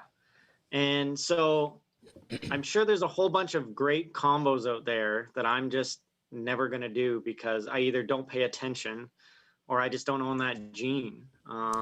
So yeah, I've got tons of mahogany. So somebody else can end up doing the cross. Yeah. So there you go. It's pretty good. Cool. It's a mystery. It is. So now let's just bang through these real quick, and then we'll get to some questions. Okay, here we go. 1K on Instagram. It's not just one person. There's 3. This is nuts. Music City Balls, my man. Texan Zoo, Buddha Pythons. Just hit 1,000K on Instagram. Nice. Oh, the list keeps going. Mad Hatter Morphs. Jay's Reptile Life. 4S Pythons. And Eden Morphs. Oh, Nick again. Nick's everywhere. He's everywhere. Okay, so they're all at 1,000K. Oh my God, I did that again. 1,000K. 1K. That's $1 million. I understand that. I know. I said that. I went through this last. I'm fucking not perfect. So you should know this by now. I mean, if I don't fuck up, it's like, well, what happened to Billy? Where did Billy go? Who took him? Come on. Oh man. Okay, 2,000 on Instagram. Niveal Exotics, man, and Matt from Young's Constrictors. Damn. Way to go. Look at these guys go. Jump. 2,500 on Instagram. SC Reptiles 1 and Gomez Pythons. Damn, that guy's He's growing. climbing. 3K on Instagram. Full Throttle Reptiles. Nice. She's killing it. Congrats. Oh, 4K on Instagram. Guess who? I said it already. Tom. No, Burke's Herps. Oh, I was gonna say. Sick. Burke's Herps. 4K. First clutch ever. 4,000. 4,500 on Instagram. Key Painted Balls. Or Nice. KE Painted Balls. 5K. Mershon Morphs. Jeez. Well, the only reason why he got there because he was on our episode a couple Yeah, months. if he wasn't there, Yeah, a couple weeks ago. Yeah, he'd only be at like 2. Yeah. Yeah. You're welcome, Shelby. Just joking. Congratulations, bro. That's awesome. He deserves it. He's got some sick stuff. Mm-hmm. Now we jump to 10K. Damn, Nice. these Okay. big hitters. Lakers swipe up now. Liz's, I guess it's Liz's, Lizs. Yeah. Yeah, Liz's Lovely Noodles. And guess who hit finally 10K? The last couple... Florida. No. The last couple weeks we were saying, how come he hasn't... Small town. Small town. Shane, my man. 10K. Congratulations. That's sick. Okay? And then 13K. It's the last one. KMB Reptiles. And it might be at 14K or more by the time of podcast. They're almost at 15 now. Oh, wow. He's gone viral. Was it 5K for last Monday's podcast? Jesus. What happened? I don't know. Do you know what happened? So he was at 13K this morning, and now he's at 15. But he was at 5K last Monday's podcast. It's crazy. Did we say something? That's crazy. You just got 8,000 followers in a week. Congrats. I don't know what you're doing. Hit me up. I need to know. It's probably went viral with a video. Yeah, he did. Sick. I'm telling you, if you let me take one of your OnlyFans videos, we would go viral too. Oh man. Oh no. You guys don't want to see that stuff. I definitely don't. I'm just stocking up with videos.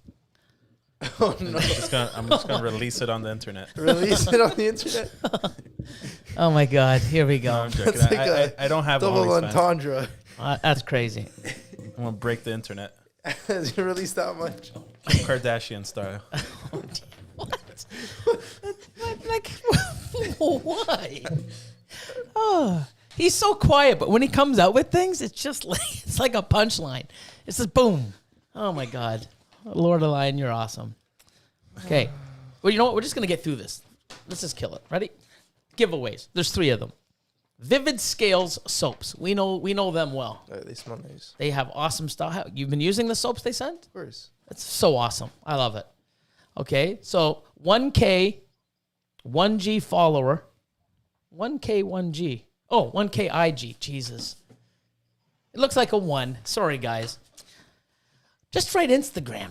Anyways, 1K Instagram follower giveaway for shirt, sticker, soap dish, loofah mug, bar soap, shave soap, shave brush, currently at 500. So once they double, you're going to get a whole bunch of stuff. There's a giveaway for all types of awesome stuff that they make.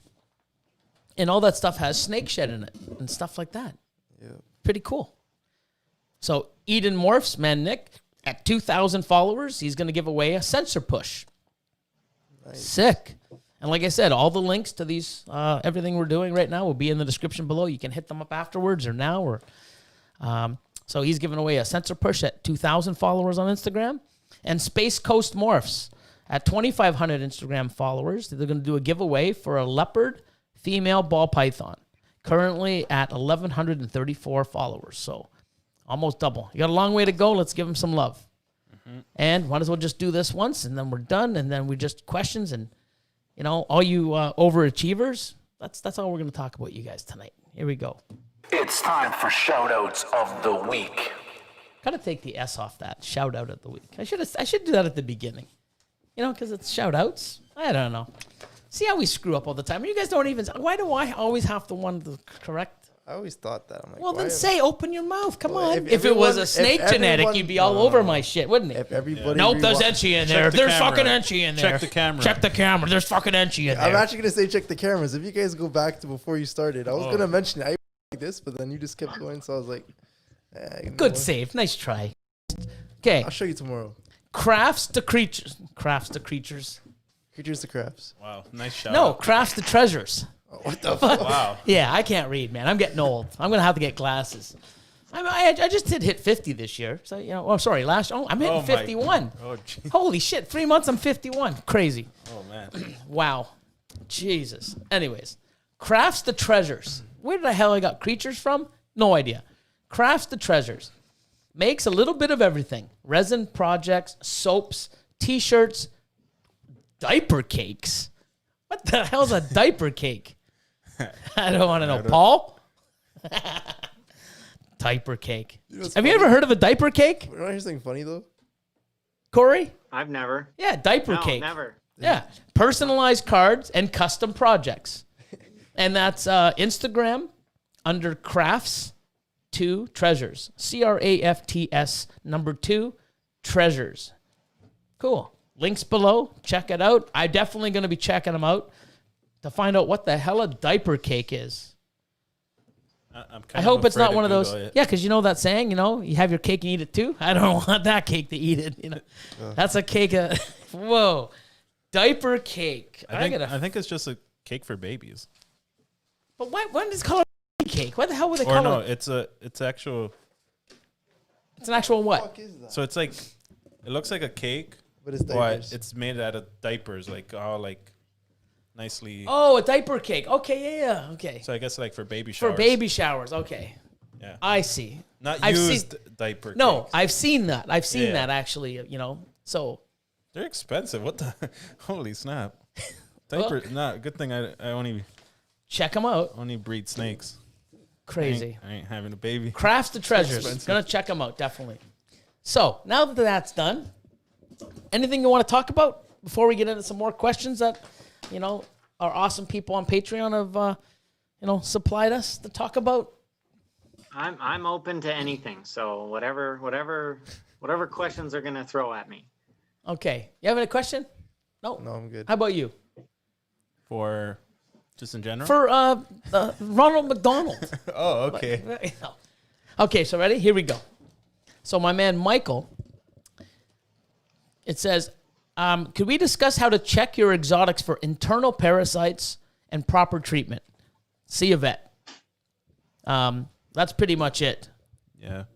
Because especially internal, I mean, internal parasites, I mean, that's something that you're going to probably notice in the stool or anything like that, or they're not eating, regurgitating, something like that. If that's happening, go to a vet. Figure it out. Yeah, that's a little too deep, you know. This is a podcast, and you know, I don't know. Well, unless like you're actually sampling or like trying to figure it out yourself, but for the most part, it's probably best just to go to the vet. I would, yeah. I mean, when it comes to that's what I would do. I mean, there's things that you'll see and know how to treat right away, but anything like that, look for the signs. Oh, this is Sal. I'm pretty sure we said it right. Giramonte. Giramonte. Okay, yeah, exactly. I don't have. I'm a munja Is cake. it? I'm. Kind of, Take it away, Catherine. She's Italian. yeah. How do you say it? Giamonte, right? If it's like my last name, it's not like that. Oh, it'd be Mont. Mont. Giramonte. Giramonte. Say it with that little, you know. The G is silent. No, it's there. You know. It's just not. No, pronounced like that he's way. just in his like. I have watching no this and idea. he's like the, I butcher people's names all like the the G time. is You know silent. what? You guys know that. I try Acceptable my for him to best. do it. Yeah. You know, I don't know what's silent or what's there, especially the names that are like 15, 16 characters long. I don't know where you breathe or, you know. Like What? it just, well, because sometimes you can't say it. It's so long. You got to take a breath somewhere. But, oh, you breathed at the wrong spot. Like, anyways, I just screw it up. I own it. That's a long I own name. the screw ups, man. I know I'm human. This question is for Billy and Corey. What plans, if any, do you have for your champagne projects this year? You guys rock and have continuously been pushing Canada on the map in our hobby. Thanks. Or putting Canada. Did I say pushing? Yeah. Putting Canada on the map in our hobby. Thanks. Go ahead, Corey. Champagne. Wait, what are you doing with it? I'm not doing anything with it because I actually don't own champagne anymore. It's, What the? Hold on a shit. Damn. I gotta have like Breaking news. Breaking news. I gotta. So you get into fucking clown and drop off fucking champagne at the bus station, and here's your ticket. See you the fuck later. What? When Wow. did I get into what year did I get into champagne? 2007 Seven? maybe, I want to say. Yeah, long time ago. Long time ago. I think I sold my last one maybe 2 years ago. So you don't even have any in your collection. Zero. Holy Christ! Wow. That's as many spiders as he has. That's as I had spider. I don't have spider anymore. Yeah, gone. Like, wow, Corey Wood's not having champagne. Mm-hmm. Holy fuck! Did I fall down and hit my head? And I'm like, Yeah. wow, dude. The last few champagnes I had were all the females that I really liked. I had a hard time selling them. You know, Why? Because nobody would buy them? Just joking. No, like they were. I had some pied champagnes. I had to say that. Come on, that was funny. Champagnes. I really liked. I had a lemon blast orange ghost champagne female. I had a really hard time selling her. I had a couple. You know, the pied champagnes are pure white, but they're still pied females. They're, you know, they were big egg producing females. Yep. And I had a hard time selling them. But yes, I'm out of champagne, so I will let Billy take that project and run with it if he's working with. Yeah, I've done a lot of it with my freeway stuff. I like where it's going. I like what we've done. Mm-hmm. There's a few things that I'm still doing. Hopefully, I'll have champagne monsoons next year. Maybe probably end of this year, next year. See where that goes. But I have a lot of 4, 5, 6G and asphalt, champagne stuff like champagne, Enchi, lesser, asphalt. What else do I have? I got that. No, I got so many. Yeah, It's like 4 or 5 of them. yeah. There's so many different genes I have in them. This year we did more stuff into asphalt because I want to see what super asphalt champagne stuff does. I don't have it in clown. I don't have it in pied. I stayed away from those two. I'm sticking with my asphalt stuff for now and super asphalt. And then, like I said, it's definitely going to be going into monsoon. But besides that, I mean, I took it. I didn't bother putting it into pied because I know that, you were doing that years ago, and nope, that's not a champagne pied. That's a het pied. Nope, it's a champagne pied. And nope, it's fucking all white. Well, I listened to you, man, and Yeah. you know, you like many other times, you were right because you've done it over and over. And all these people, nope, you're wrong. It's not all white. I listened to you, and I'm glad I did because it's all fucking white, people. Well, and I think this is one of the. I think the champagne pie was one of the reasons I got out of champagne. You know, I produced a lot of champagne het pieds. The champagne het pied looks like a pied.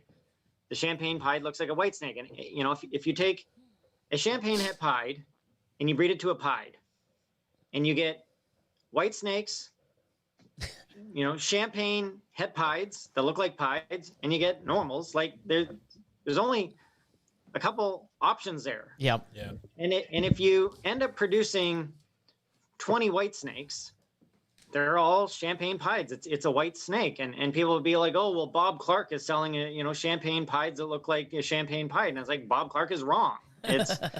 He is selling champagne het pieds as champagne pieds, but it's like, no, Corey, you don't know what you're talking about. And it's like, I got to the point where I dreaded talking about champagne pied and champagne het pied, and yeah. There's probably people out there right now. There's no fucking way. Corey's wrong. Like, no. Yeah. Well, and this is it. So, when guys would be, well, Bob Clark's right. Okay, go buy one. It's go get one. And maybe I'm wrong. Maybe I don't know what I'm doing, so go get a champagne pied from Bob Clark and breed it. And hopefully that is a champagne pied. But in my experience, I've produced 20 white snakes, and those are the champagne pieds. Mm-hmm. I can only go off what I've done. Yeah.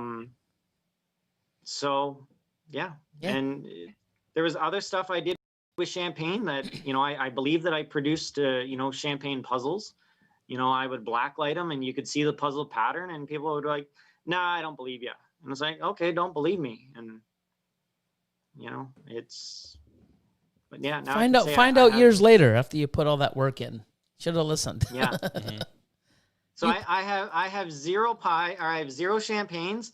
So go out there and produce champagne pieds. Do it yourself. Yeah. Yep. There you go. Jacob from Sybil Serpents has asking, what are some quad recessive project ideas that you think that all 4 genes will work well together? That's tough. I know triple. Tough. I think right now let's go. Jacob, we're gonna step down one. I think I know one too. Pied, clown, desert ghost. Then go add ghost to that. Just regular? Oh, hypo. Yeah, I guess. That's one. I mean, that is one. I mean. Okay, what about pied, clown, ultramel, and then hypo? Yeah. So, you know how people shit on hypo? I still love it. You're a big hypo guy. You were the first one to ever bring hypo. All the hypo here in Canada is probably because your ass brought it in and said, hey, I like this. Here we go. It's all pretty much your lineage mostly. So. Yeah. Yeah.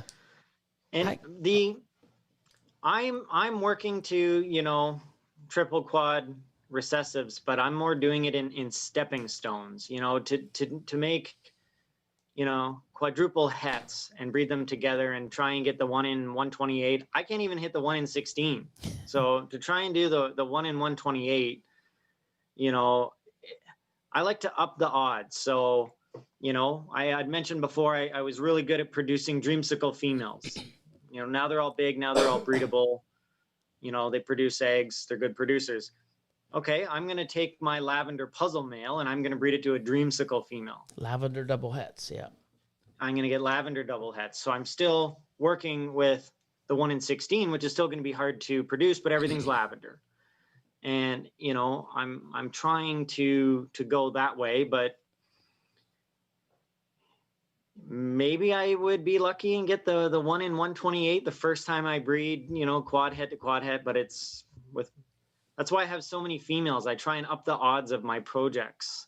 I kind of feel that I do less than what I should get, not more. So if I have extra females to breed, it ups my chances. Yeah. So Yeah, no, definitely. I've got a lot of projects on the go, but there's different ways I'm taking each one. I'm not doing them all the same way.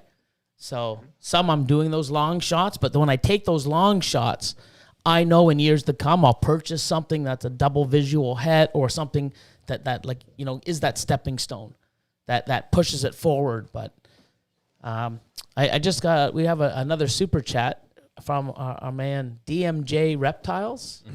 And Jenny wanted to say hello to Billy.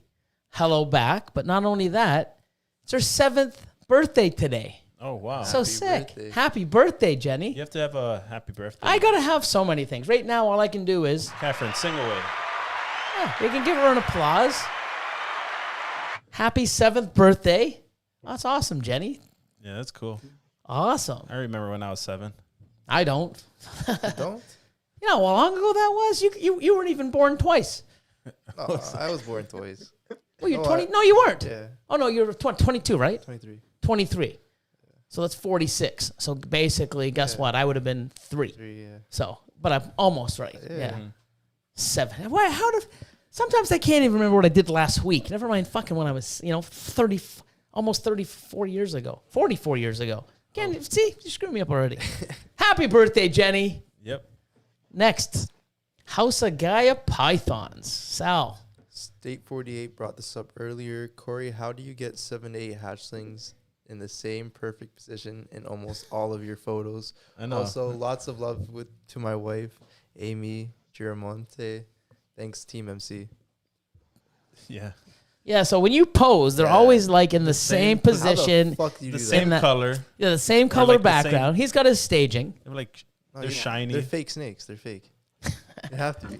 I always want to say I always want to say something that will get me in trouble. You know, I glue. He them sedates down, them. Yeah, and he then sedates them. I glue them and then have the internet like explode. Well, I mean, it's shiny, so you could say you put varnish. Have on you ever them. heard of hairspray? You just spray them quick. Yeah. Oh. Yeah, it makes sense. You just hairspray them quick. You know? Yeah. Take your No, picture I- and boogie. The same product he uses for his hair too. Yeah. Just say that next time. Yeah. I don't know. I don't. So some stuff I don't have patience for. Yeah. I don't know what it is with baby snakes. I have tons of patience. So it's like, okay, I line them up, and this is my OCD. I line them up, and one turns its head, and so then I got to go and try and turn it, or one wants to turn around. No, you got to be straight. Oh. People don't realize it could take 5 minutes to get that picture, but I don't always get it. Yeah. I can take 5 minutes and I get the picture, and then they'll all be like, then they're the dumpster fire. And so I get the picture, and yeah, I don't know. I guess that's maybe one of the things I'm known for is having the snakes line up in the baby picture. Yeah. But I try to take, and then and then Catherine will come in and try. And then I try, nope, and we'll try one more time. And I'm like, you're going back in. It's usually the bigger ones, though. The hatchlings, we have a lot more luck. Yeah, hatchlings are pretty, they're pretty decent. But yeah, some of them, it's the ones you really want to take a pic of are the ones that are the dicks. It's Yeah. like, Yeah. really? Like, fuck, one picture, one. Tucking its head or crazy. And so sometimes you just have to like let it go. It's like, okay, I got the one photo and maybe one's not in focus, but it's like, screw it. I'm never going to do that again. I can never recreate that photo with that clutch. So it's the one off, and just move on. So, Yeah. but yeah, I don't know. I'm pretty good at doing that, and I guess not good at doing other stuff. So I'm good at taking baby photos. Here's a question. It's a super chat from Justin Goldsmith. With that punk rock cut, must have some ink, right? You don't have a tat, No, do you? I don't think he has. No, nothing. Yeah, I would have guessed. If I had to guess, I would have said Yeah, no. No. No. Even with 2 And kids the- now, you don't have your wife or your kid's name on it yet, thinking of it or something like that? Because I could see you doing that. Well, and I had a mohawk. Oh, I don't know, years I've ago. known you with mohawk. I've seen you with mohawks over, I've probably known you for 20 years. I've seen Yeah. multiple mohawks on you. Yeah, so it's like I could shave my head, I can have mohawks, I can have regular hair. COVID shut everything down. You couldn't go get your hair cut. And so the first time I just shaved my head. I don't know, if I got my hair cut in March, in April it's like shave my head. And then May turns around and I'm like, I'm going to grow a mohawk. Oh And shit! so I haven't cut it since probably May. And now I'm kind of digging my heels in until the world is opened up again. I'm not cutting my hair. Oh, I'm going to shave the sides. I'm going to keep the top long. You know, I don't want it. I don't want it touching my neck when it's all regular. So I hope the world opens up soon and I can start cutting my hair again. But Okay, here's something. Are you still in the politics? I am, yes. Are you still So the acting I have mayor? council meetings with the Mohawk. So you do. Oh, So shit. are you still the active mayor of Guelph? I'm a counselor for Ward 2 in Guelph-Hermosa Township. First elected in 2010, and then reelected in 14 and 18. In 14, I was elected they call it the alternate mayor. Okay. So we have a mayor, and then I'm the alternate mayor, and then I was elected that in 2014, and then 2014, and then 2018 I was also reelected the alternate mayor. So that gives me all of the duties of the mayor. If, you know, signing authority, I can declare an emergency, you know, sign checks, all that stuff. So I'm basically backup if, you know, something needs to be done and the mayor's not around, I can fill in. But yeah, Nice. you know, I'm not cutting my hair, so You just busted like, so if you go into, you know, City Hall or whatever, you're doing like Zoom meetings with the council. we're It's doing like Zoom meetings. Corey Woods, Councilor Corey Woods. What's up, y'all? Got the mohawk. That's pretty And cool, man. Like that's like, you know, that's I don't awesome. know. We're all stuck at home. We're all doing social distancing. We're all doing Zoom meetings or you know, telephone conferences. I don't know. If we're stuck at home, you get what you get. Yep. And Next time you have one of your biggest ball pythons around your neck and just have the Yeah. meeting. And wear some glasses. No, we're not trying to imitate anyone. But that'd be pretty cool. They'd be like, what the hell? Yeah. I mean, you could use Yeah. your hair to like measure 6 feet, I guess. 6 feet. Just be like, stay away. Okay, here's one. So back to that question. So Justin Goldsmith super chatted in again. Xanthic, Desert Ghost, Hypo Clown. That'd be sick What too. would the Xanthic Desert Ghost typo look like? I don't know. I mean, when we get to that stage, I mean, who knows? Yeah. Steve Russis hit a quad, visual quad. That was a crazy one. So, excuse me. Oh, jeez. I just What was thought- that? Wow. Damn. What the fuck? I don't know. I don't I'm know not what gonna. I'm it's not like. gonna look at that part.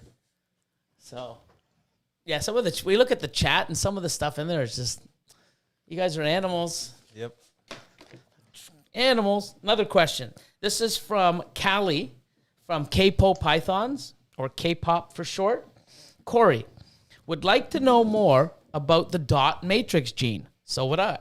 I also, I absolutely adore het red xanthic and red xanthic. well, thank you.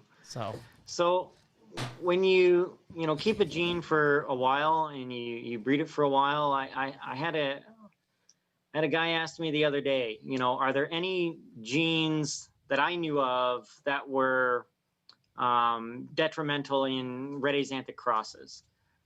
You know, were there any combos? And you know, I got thinking, and it's like, I produced the first red axanthic in 2001. So not 2011, 2001. That's 20 years ago. And so, you know, I don't know of any genes that cross with the red axanthic that produce, you know, a defective animal. I haven't done anything. I haven't heard of any rumors or anything like that. But I think, wow, that was 20 years ago I produced the first red axanthics. And, you know, I guess just time flies, and you just don't, I don't know, you just, every year you breed stuff and every year you do stuff. And then, so part of that, you know, when you've got a gene and you're outcrossing it and you're breeding it to different stuff randomly pops up. So I produced some that had, you know, more of a, I call them vanishing pattern. And then, you know, ones that came out were like super hyper dotted, not as much as a monsoon, but you're kind of getting in that kind of wheelhouse where it's just lots of dots, and I produce them and I can breed for them. They come out of the red, my line of red axanthic. I can, because I've got the vanishing pattern and the dot matrix, I can breed those animals to other red axanthics and produce more of them. But I don't know how it's being done. I don't know if it's a recessive gene, like, when Ralph Davis produced the platinums, it was a lesser with another gene, the platinum gene, or that made the platy daddy stuff. I don't know how I'm doing it. I just know that I can do them and I can produce them, and they look wonderful. Mm-hmm. Yeah, I have one of your animals that you produced. I got it in a collection, and it had some dot matrix, het red axanthic. Or was it red axanthic? No, pastel red axanthic. No, het red. Yeah. Yeah. And I hatched a bunch of No, stuff. it's red axanthic. Is it red? Because everything came out hit red with the entry. Okay, yeah. You're right. Yeah. But I have no idea what to look for the. So I might have to send you some pics like everyone else. Hey, Corey, you want what's this? What was the pairing? Nope, you're wrong. I think this one has it. I'm going to fucking argue with you. I'm going to be a dick. Nope, this one has it. Nope, I don't care if you know. I'm telling you, this one has it. That's fine. Click. Fucking delete Billy. Yeah. Unfollow. Fucking guy. Oh, I got to give you a hard time. What the hell? Was there another super chat? Yeah, There is. Tom from Atypical Origins. Mojave, staple gene or addictive? Addictive. Jesus. Oh, man. Additive gene. You work with Mojave? I don't. You Wow. don't? Phantom then? I don't. I've Phantom got, Mystic? I've got Phantom, and then I've got lesser. And again, this goes to the feuds back in the day. I got animals from Ralph Davis. I think Ralph Davis is a great guy. He produces wonderful animals. He kind of was out there and everywhere, and now he just keeps to himself. And I think I was like that too. I just kind of keep to myself now and breed snakes in my basement and produce babies. So, back in the day, it's like I got a lesser from Ralph, and I got some super phantom stuff that came from Ralph, and I ended up working with it that way. And it kind of seemed like if you were in the Ralph Davis camp, you couldn't work with stuff that was the Mojaves from the Snake Keeper. It was like not allowed. And I just and then the Mystic came out.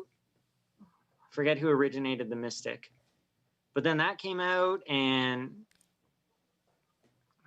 the name will come to me. Yeah, I'm trying to think too. I remember because there was a fucking they were fighting, and then oh shit, that was like King Snake days. Yeah, back in the day. Yeah, because I almost bought one. Yeah, it'll come. It'll come. Yeah. So it's like I work with the Phantom and the Super Phantom and the Lesser, and I never got Mojave. I never got Mystic. I know like lots of people do great stuff. Michael Chernduk produces a ton of he works with the Mojave and the Mystic, and he produces a ton of supers, and I produce Super Phantoms and do well with them. So. But yeah, I never got into Mojave, and I wouldn't say it's staple. I'd say it's more an additive. Yeah. You know, I mean, if it didn't make an like the Super Mojave, an all white sort of, if it wasn't in the Bell complex, I'd say it'd be more staple. Then what But about? I love it. It's one of my favorite. Like, Yellow Belly, because it also makes a. I say yellow belly staple because I'm 100%. prejudiced. I like it in everything. I love Then it in again, pie. it also makes an all white snake too. In the ivory, yeah, but In the freeway, it goes in Freeway. a whole different direction. it goes into Spectre. Yeah, because Same thing It with goes Mojave, into if you added the different. I mean, I mean, I don't know. I haven't seen that. I don't They'll know. get pattern in an ivory. Yeah, I like Mojave, like in clown and stuff like that, but yeah, like It's not not Yellow something belly. that you I don't need think it's everything. staple, but it's Yeah. definitely an additive. I think like and- Enchi, you need it almost in everything. yellow belly. Yellow belly, maybe even spot nose. You could Orange argue. Red axanthic what? Red axanthic what did you say? There's other I genes. think Mojave looks. If you say Mojave versus Phantom, Mojave looks better. if you were to say Super Phantom versus Super Mojave, the Super Phantom looks better. And so, Yeah. in my opinion, Yeah. and so it's, to me, I don't know, I guess is your, what's your end goal? Preference. Do you want to produce supers, or do you just want the single gene with other genes mixed in? What do you want to do with it? And what I like is not necessarily what other people like. So, at the end of the day, you have to work with stuff that you like. 100%. Exactly. We say that all the time. Yep. I just want to give a shout out to KC Reptile Lab. They said, "Hey guys," I'm gonna say "Hey" back. Hey to Alan and Rex. Nice. Big shout out to you guys. Hope you're listening. If not, Dad, say, tell them you actually can watch it tomorrow. And Yeah. say, you got to go to 2 hours and 17 minutes and hear the shout out for the kids, the young up and comers, the future breeders. Yep. But yeah, there's so many people in here. We're floating around the 200 right now. Oh, I just say that and we just dropped 5. I gotta shut Did up. you see what Tom said? I didn't say what Tom said. No, did you see? Oh, right there. Yeah. He's atypical origins. Billy's dead to me. # Billy's dead to me. Hey, I know you love Mojave, But- I love it too. But I don't think it's staple. I'm just telling you. And I'm gonna say shit that people ask me questions, and I know some of the stuff I say it fucking hurts their feelings. Yeah. But that's my truth. I mean, it's my opinion. I mean, it is what it is. It's like a recessive. If I'm going to get into recessive, do you think caramel is good to get into because I can get it cheap? No, it's not. Don't get into it. Get into something else. But if you love it and that's what you want to work with and you know all the issues and you want to still do it, do it. Yeah, and that's not to say that Mojave is bad. Like, Mojave is really good. No, in it's a lot of great. things, I still think there's going to be a lot more stuff coming. Yeah. I mean, I have a lot of Mojave in my collection, And then a lot of stuff. And then the right stuff, it makes really nice snakes. So. Correct. But there's also a limit. You can only do certain things. Like, I don't want to make a 4 or 5 gene super Mojave. I mean, Yeah, that would suck. no, and not if you can, if leopard and other stuff made pattern to it, you never know. But That's the one of the issues I have with lesser, producing the super lesser, producing the white snake. You always want to keep back the best male and you want to keep back the best female, and then you grow them up, and then it's like, I need to do this pairing and it's a lesser to lesser. Why did I keep back? I should have kept back one of the non-lesser males if all of my females were lesser in that project, So yeah, sometimes it's better to keep back the male with the less genes in it and to further a project. Yeah. so with going back to the dot matrix, what do you think is the best combo for it that really pulls it out? Or do you see, because I have no direction with it, so I need some sort of. I mean, I don't want to put it into something. And it's like, oh, Billy, if you should have saw that, I wouldn't have done that if I were you. You didn't. Say, no, sorry, I didn't. Damn it. So save me some time. I haven't done it into a ton of stuff because it just randomly, popped out. And then it's like, I tried to isolate it and try to, okay, did it come from a random male? Did it come from a random female? I know the breeding and the clutch that it came from, but how did it originate in the collection? Let's try and figure that out.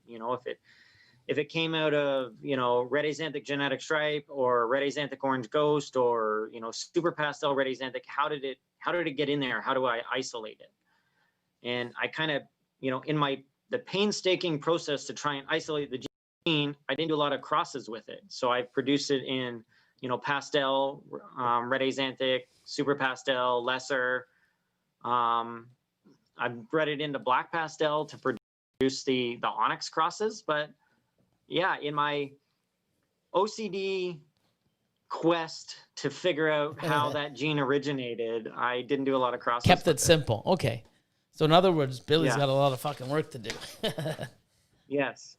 We have another shout out from Type iCal Origins. Hashtag Team Austin, hashtag Team Elion, hashtag Team Catherine. Yeah, it's only $2. He couldn't afford the 5 and put my name too, but that's all right. Oh, that's fired. A-Type Pi Cal Origans. Jesus. Wow. Here we go. Another question. Irie Reptiles. Question is for everyone. I'm sure you have friends and employees around the shop that have personal collections at home. What do you keep? What do you do? Keep Lord of Lions, bearded dragons, cooties from getting into your collection? How do you know his bearded dragons have cooties? I know they're fairly clean. Well, I hope fairly. Of course they are. Yeah, Well, fucking the amount of times you bathe them on YouTube, Jesus. exactly. Fucking the cleanest bearded dragons on the planet. They have their own dragon soap too. Oh wow. Dragon wash. So basically, it's like, what kind of biosecurity do you guys practice to ensure health of your investments? And it says, I'm just messing with you, Lord of Lion. Love watching your getting down to the tunes on YouTube. So, I don't know. I mean, when we come in, so when we leave, we spray everything down, chlorhexidine. And we have another chemical. It's like almost like F10 that we use. When we come in the morning, of course, we're washing our hands. And it's the same way, like even at my place where I have multiple like reptiles, like different kinds. Yep. Yeah, like I don't hold my ball python and then my bearded dragon at the same time. You don't make them like try kiss. to mate or anything? No, you don't make Like, them. I mean, I'm sure there's nothing that would happen because I know they're fine, but just to be safe, like I've always not just like. And that's why I get you guys to come in early because, at early in the morning, you're not, you're probably coming to my place first. Yeah. You wake up, shower, come to my place. Cool. I got you fresh, yo. But, I mean, I don't do anything crazy. Corey has multiple different species of reptiles, right? Oh, yeah, that's a good question, too. Yeah. I know, you've got a few different types of snakes and you got some lizards and turtles and chickens. So I view a baby hatching out of an egg as pure. There's no, it's not, it's not a wild caught from Africa. It's like it's a pure being. It's clean and it can only get infected from hatching. And so I view the baby room as like a sterile kind of environment where they've hatched out. They really haven't been exposed to anything. They're all of the same. They're hatching. I'm hatching them out here. So if we're gonna do anything, it's like we're doing the baby room first, and then I'm used to after the baby room. We're so big now. We have days where we're doing stuff. We only work in the baby room on one day, and then we only work in the adult room on another day. But I just have so many animals. That's the way we do it. But it was different 20 years ago when you had, a whole bunch of captive hatched, baby balls, and you have to bring them in, and you have to pick all the ticks off them, and they're crapping out pinworms, and you got to medicate them with take them to the stool sample to the vet, and panicure and flagell and all this stuff. It's a nightmare. And now that everything's like 5, 6, 7 generations, captive bred, I think I'd be hard. I think I'd probably still have. I don't have any wild caught females in the collection anymore. I got rid of them years ago. But I'm still gonna have some 1 or 2 generations captive bred in there. But most of them are like 6, 7 generations captive bred. And again, I work with turtles, but I view them as last. I mean, they can live in a muck pit. Like they can live in a swamp. The if you didn't want to filter the water, they're fine. It's so, do the turtles last, they're they're fine with whatever, I don't want to contaminate any of the ball pythons. But again, I think we're so far away from that. You have to quarantine new animals coming in, and you have to make sure they're outwardly healthy. But, the days of wild caught kind of sickly, gross animals are to the wayside. That's that was a whole different era. I remember going to Grant's place like 20 years ago, and You know, oh, we got a whole bunch of animals. There'd be like 200, 300, 400 normals coming in bags, and we'd be going through them. Oh, look at the belly on this. Look at this pattern. Oh, this one's really dark. Could be a black back. And we were just picking out the stuff. And, you know, I forget what we were paying, like $200-$300 for a normal.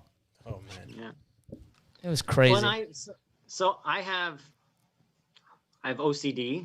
You know, I'm a germaphobe.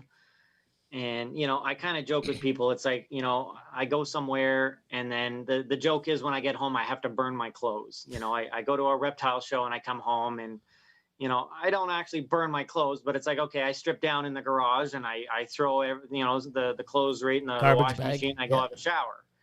You know, but the running joke is, okay, I got to, you know, whatever I wear to a reptile show, I have to take it home and burn it. And, you know, I used to have 2 employees. Now I have 1 full-time employee. You know him. It's Michael Chernduk. He's great. He's like a super employee. But he's just as much, if not more OCD than me, which is great. I think that's what you need, where, you know, if I kind of joke with, you know, I'll joke about burning clothes coming back from a reptile show. He might actually do it. You know, he might actually say, okay, I'm going to burn these clothes when I get home. So, you know, and I think, you know, that's part of the OCD in there. It's like, I have to keep, you know, all these records and, you know, feeding records and breeding records. And, you know, I have to keep track of everything. And, you know, and I also, I bring in new stuff, but I have to quarantine it and I have to, you know, treat it. And that's, again, part of the germaphobe and part of the OCD. It's like, okay, you know, it has to go through a full quarantine. There's no, you know, I hate seeing these, you know, videos or posts. It's like, oh, I just got this new snake and it's breeding. You know, it's like, you didn't do any quarantine. Hopefully that snake's good, but you need to quarantine it before it comes in. So, you know, I know Mikey's he's on like the next level from me, which is good. So, and I think that's what you need. Oh, he's going to hear this and goes, that's right, Corey, learn from the master. Yeah. Fucking Mikey. Yeah. That's a guy that loved to, you know, put his 2 cents into the forums back in the day. I think he was one of the most loved people on there. Yeah. But then, I don't know, you kind of, you want to argue with people when you're younger, and then, I don't know, you get older and you just kind of mellow out, and you just kind of like, meh, whatever. Yeah. You think this is this? Okay, sure. Go for it. Yeah. Yeah. Casey Reptile Lab is how is that Da Vinci supplement working for you guys? Gonna make some orders, but we'd love to hear your opinion on it. Actually, Jeremy from Bod's Exotic Reptiles, they're going to be doing a video. I think they're dropping it Wednesday. We're going to be doing one also. We did sort of a sample on Instagram. But we've been doing it now for what, 2 months, 3 months? It's been a while. About 2-3 months. And a lot of the animals that weren't eating, that went off food, got back on, like some 3-4 months, 2 weeks of this stuff back on. Could be a coincidence, but we had like, 70 animals, and, you know, 30 or 40 went right back on food. Some of the ones that ate ASFs Started eating rats. You know, there's other people that I know have tried it, and they're like, oh, you know, it didn't really work. They have smaller samples. I'm not sure, but all I know is I ordered another 2 large bottles of it, so they're on their way. You know, anything like a supplement, it's an all-natural supplement, and all the ingredients and stuff is on Da Vinci Boa's website. I heard somebody else use it, actually Jeremy from Bod's Exotic Reptiles. He used it and said, hey, yeah, I tried it, and, you know, some of my animals that didn't eat for so long just started eating. So I'm like, what the fuck? It's a natural supplement. Yeah. Let me try it, and I love it, you know, but then it works for me, may not work for you. But I'm still using it. I just bought 2 more bottles. So we'll do a video on it and on how we're doing it. But people have messaged me, oh, what is it? Like, how often you do it? What's the ingredients? You know what? Go reach out to Da Vinci Boa, and they're the people that make it and have it. And they use it for all their boas. But, you know, it's you know, it's going to be common practice at our place. Ones that aren't eating for a few weeks, we're going to give it, as well as, you know, females after they lay. You know, here's some calcium, here's some supplements. You know, you just went through all that, and that's what they do for their boas. And, you know, we're going to start doing that for, you know, it's just something we're going to do. We decided to do it, and, you know, hopefully, you know, you guys get some, and if it works for you, fantastic. If it doesn't work, you know, it doesn't work, but it doesn't hurt to try. But we're very happy with it. We're probably 70% of the animals we've given it to. You know, some like Austin's like, oh, that won't eat. Fuck. Yeah. We've had some animals that you know, haven't eaten for 5-6 months, just stop eating. Now it's like they can't stop eating. It's like, this is ridiculous. That's crazy. It's nuts. We had that one that didn't eat for a year, and then the one. Now she's double feeding every week. That's what do you call it? The leopard. No. Oh no, is it leopard? It is leopard. It's a fire leopard. Fire leopard. Woma jungle woma. 66% had clown, and just was eating great. And stopped. Stopped eating for like almost a year. Couple doses. The thing doesn't want to. It could just be coincidence, but guess what? Double eating every over week. 70 animals, and 30, 40 of them, 50 of them are just back on food. Don't know. Could be something. Could flush out this. I don't know. You know. Do you want to quickly explain how you do it, because people are asking? How I do what? I think they rub it on the mouth. No. Well, there's two different ways you can do it. Sorry, Corey. It's Yeah, that's good. basically what it is. It's a vitamin supplement. Has a bunch of stuff. It's all natural, and they suggest if you feed frozen thawed, you just take it. I think it's 0.1 mil for every 100 grams. And you so if it's 1,000 gram female, we only go up to like 1 mil, 1.1 mil. And that's it. Even for our adults, we could double it, but we just do it. That's the most, because that's what fits in the pipettes or syringes. But we get pipettes. We're going to show it. We'll show it on a YouTube video of how we do it, the whole thing. Check out your Instagram video too. I don't know if my Instagram video. Oh, is it on there? Is it still I think it was a story. I think it was a story, so it's not there. But what we do is, you know, they say put it in the frozen thawed rat, and then feed the rat. Everything that's inside the rat is going to be digested by the snake, but we don't feed frozen thawed, so we got to, you know, hold the animal. Austin will grab it. We put, you know, the right amount of formula or supplement into the pipette or a syringe and put it down the snake throat and just pop it in, and it's pretty easy. Yeah. But we've noticed a hell of a difference in animals and eating response, so we love it, and it's a supplement. Mm-hmm. Yeah, it takes some work. And I mean, if it's not even eating a rat, then why inject the rat?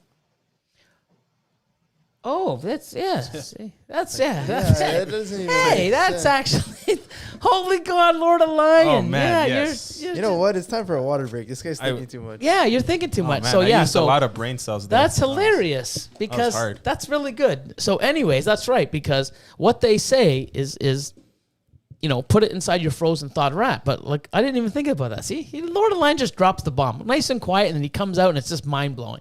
Either you're laughing your ass off on the floor and your stomach hurts because he just says something that's so funny, the mystery, or he just solves the mystery. Yeah, if your animal isn't eating, and you know, a rat, and you put the liquid that's supposed to help the animal eat into the rat, it doesn't eat the rat. It's not getting the liquid. Yeah. So yeah, you should be, I guess, doing it the way we do it. Yeah. But then again, too, it is for boas. Mm-hmm.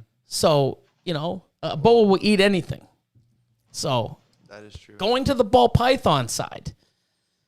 Yeah. Yeah. You know, and the stuff isn't made. Don't think this is, oh my God, it's a cure for eating. It's not even made for that. It's a supplement that's given to boas, especially, you know, for them, you know, giving litters and other stuff. And people tried it on balls and got some really good experiences. And I've tried it, and guess what? It's great. But yeah, I wouldn't think of putting it into the frozen thawed rat after you thaw it out, because if it's not eating a rat, no. You should do it the way we'll show. And Chad probably has drank that. So he's always hungry. Jesus. Let's not start that. Here's one. Oh, Jason from Morph Mixology Reptiles. What's up, MC crew? And hey to Corey. Spelt it wrong, bro. Come on, man. You can't see under his name where there's an E? What the fuck? Come on.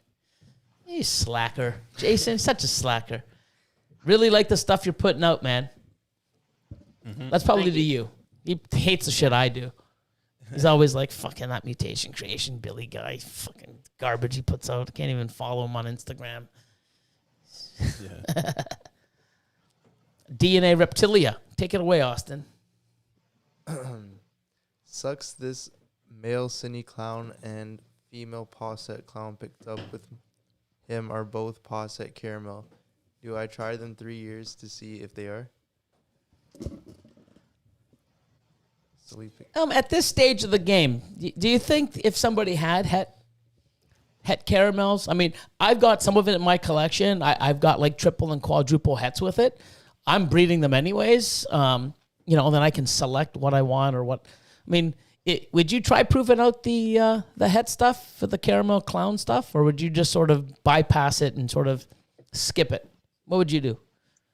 I would end up breeding them because I would want to, you know, do it myself. And, you know, I know you've produced caramel clowns and have had, you know, not great success, but I know for me, I would probably breed that pair together until I was frustrated breeding that pair together.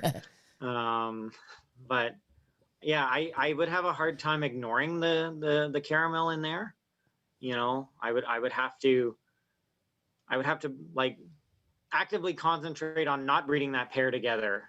And so it would be easier for me to just be like, okay, that's locked in. That pair is being bred, to try and figure them out. Yep. Yeah, I mean, it's having a cine clown and even the het clown, you're still going to make clowns and cine clowns. Worst case scenario, you're going to get a caramel cine clown. Like, you won't fucking complain when you see it. They're beautiful. Or even just a caramel clown. They're amazing.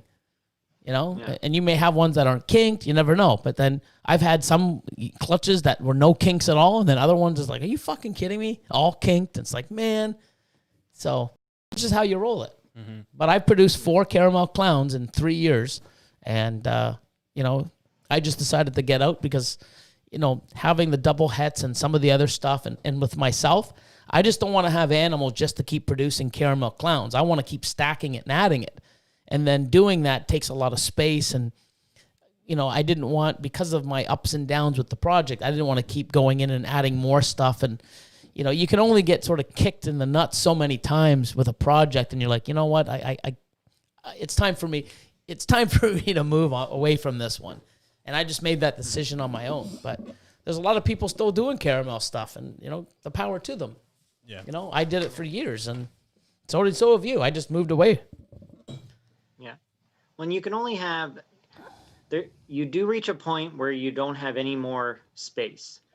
You know, you first start out, you got 1 snake, and then it's 5 snakes, and then it's 15, and then it's, you know, hundreds. But you get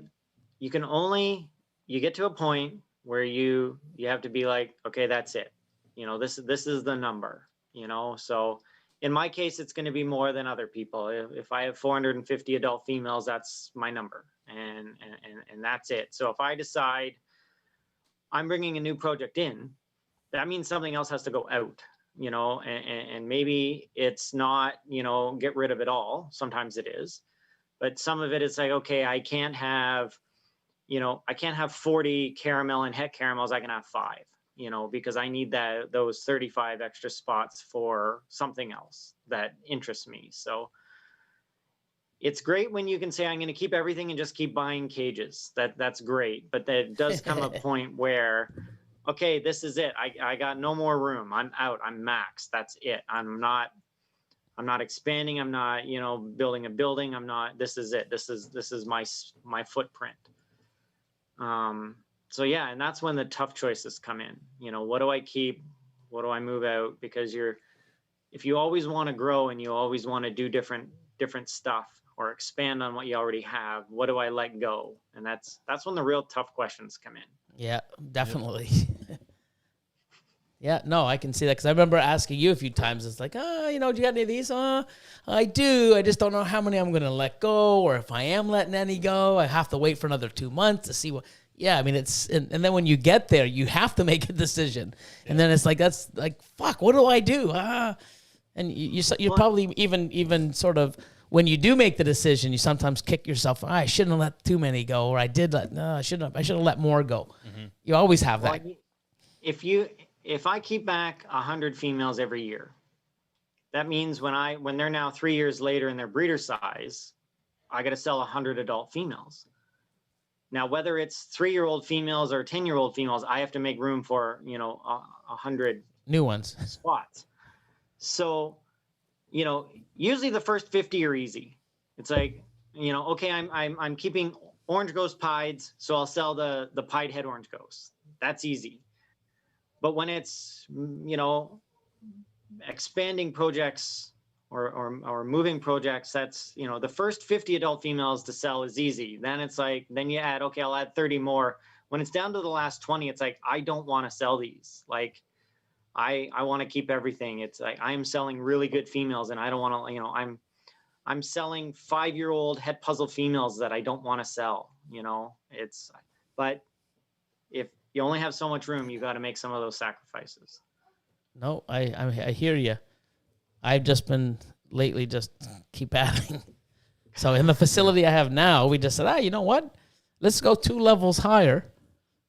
That'll give us a whole shitload more. And then we're going 5 levels higher In the hatchlings. in the hatchling. And I found a place to fit another, 2 extra, 3, maybe, was it 2 or 2.5, 3? No, 2 racks. I wouldn't be surprised if you used where the shipping area is in the future. You never know. I mean, I do have room to expand, but, Let's do it. in time. Where is he here? Jason from Morph Mixology Reptiles. Where did he have it? Oh yeah. So hey Corey, with your name spelled correctly. So he listened. Okay, so spelled your name correctly with an E. Fucking awesome. How many animals do you have, and how many clutches is a normal year for you? I'm gonna guess. I'm gonna say 1,600 animals, and I'm gonna say 250 clutches. Let me guess. Okay. This Oh, guy man. has 2,500 animals, and he has 550 clutches a year. No, I'm gonna not say that many. $1. $1, Bob. $1. Fuck. So where are you at as far as animals? I try and keep around like anywhere from like 100 to 120 breeder males, and then around just under 500 adult females. I think the most I produced in 1 year, I think it was 268 clutches.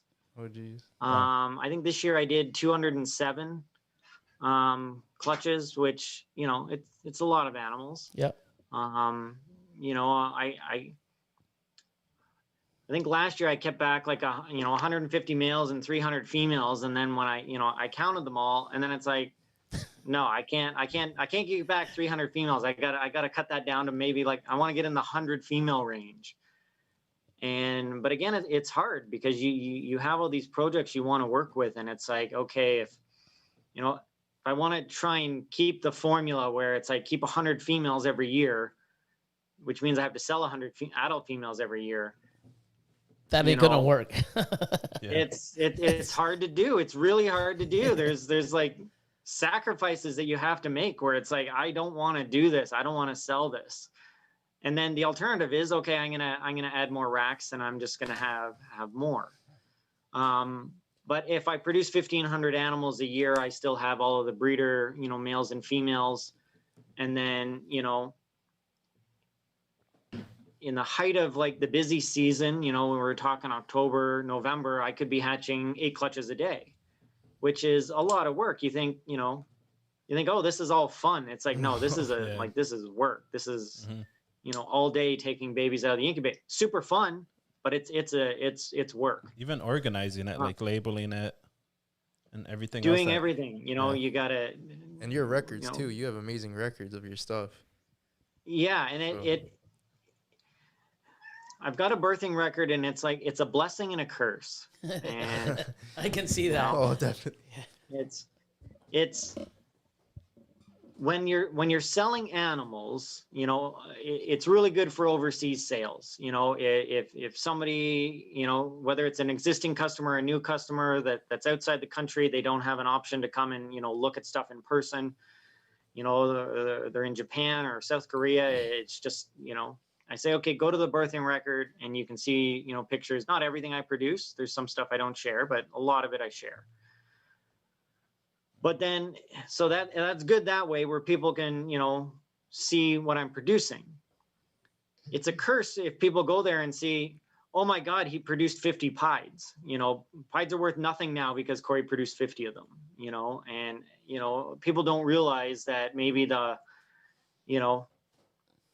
market for a gene is more than what I produce. You know, if I produce, you know, 3 albino sumas, like the market is not crashing, you know, I produce 3, you know, or even if I produce 50 pieds or 50 albinos, you know, if the market for albinos is, you know, if 10,000 albinos are produced a year, I'm producing a fraction of that. But the birthing record sometimes scares people when they go and they see, it's like, oh my God, he produced, you know, 1,000 animals. And it's like, yeah, I produced a lot of animals.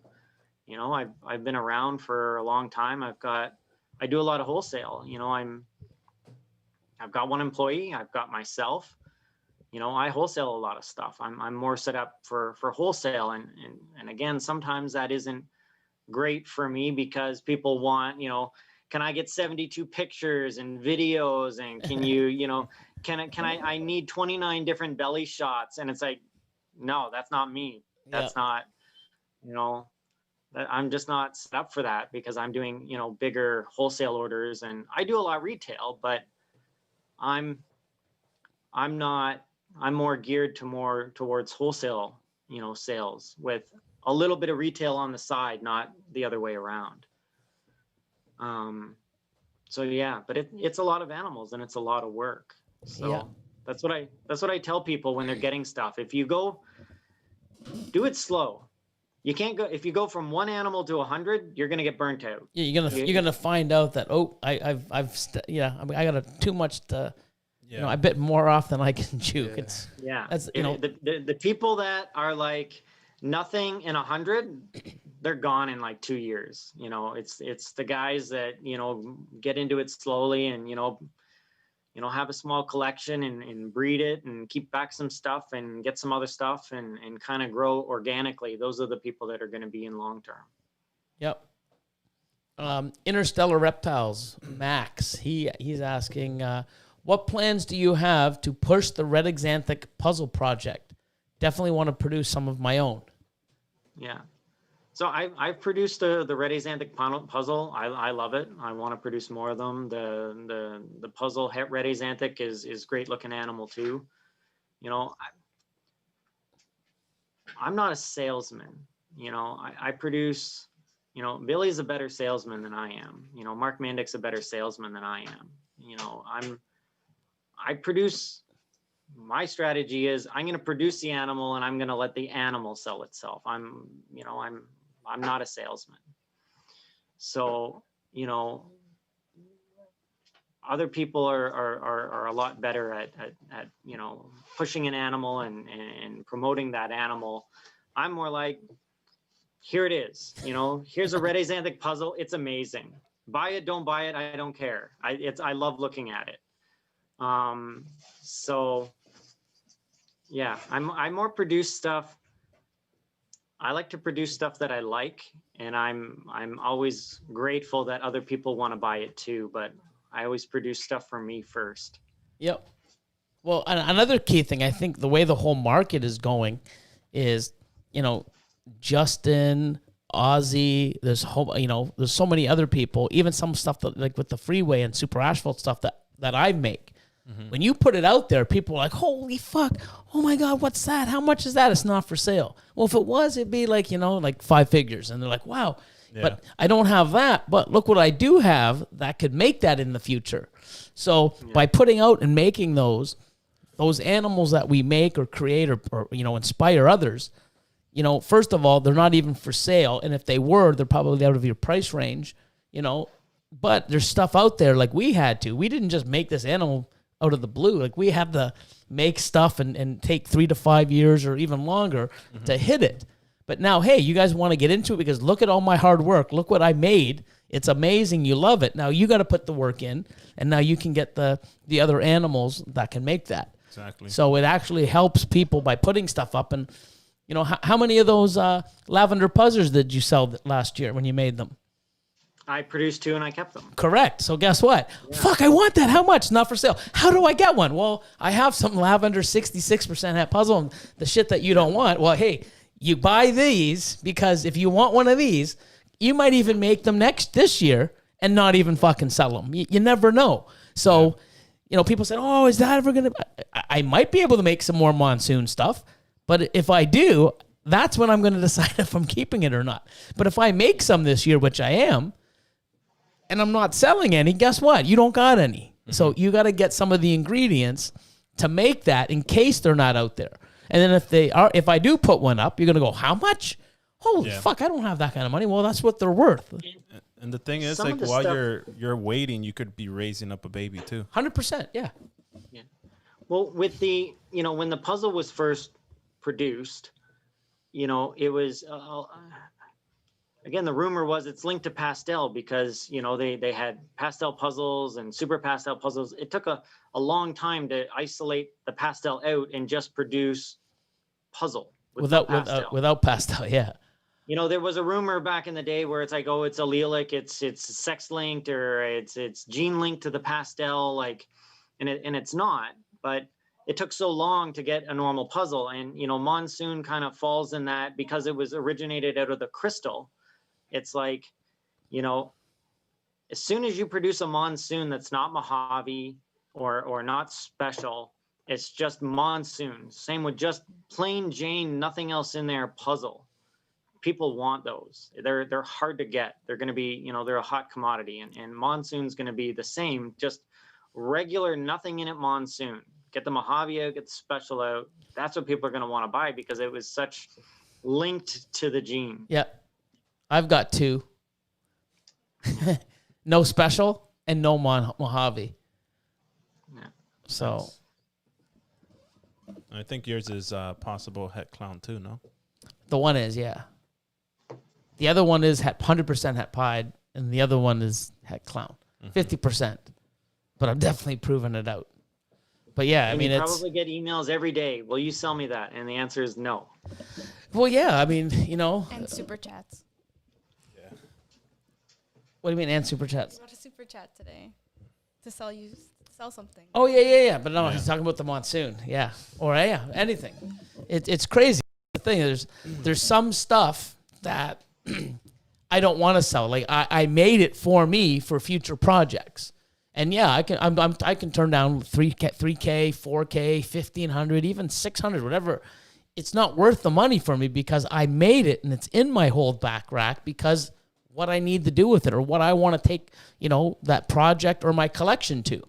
You know, there's so many things back in the day that I should have held on and I sold off, and I'm like, man, look where the project's going. I can't believe I sold that off for some, you know, but at the same time, when I sell animals, I'm reinvesting it into others. So when I lose on one area, I'm gaining somewhere else. But if you look at it, I'm still moving ahead. Yeah. You know, so it's not like I'm losing on both sides and I'm like, what the fuck am I doing? Like, this sucks. So if I lose somewhere else, I'm gaining somewhere else, but I'm still moving ahead. And, you know, now I can afford to sit back on a lot of stuff and say, hey, I don't need to sell that. I can sit on it. Where back in the day when we were starting and up and coming, it's like, damn, you know, I mean, I can't.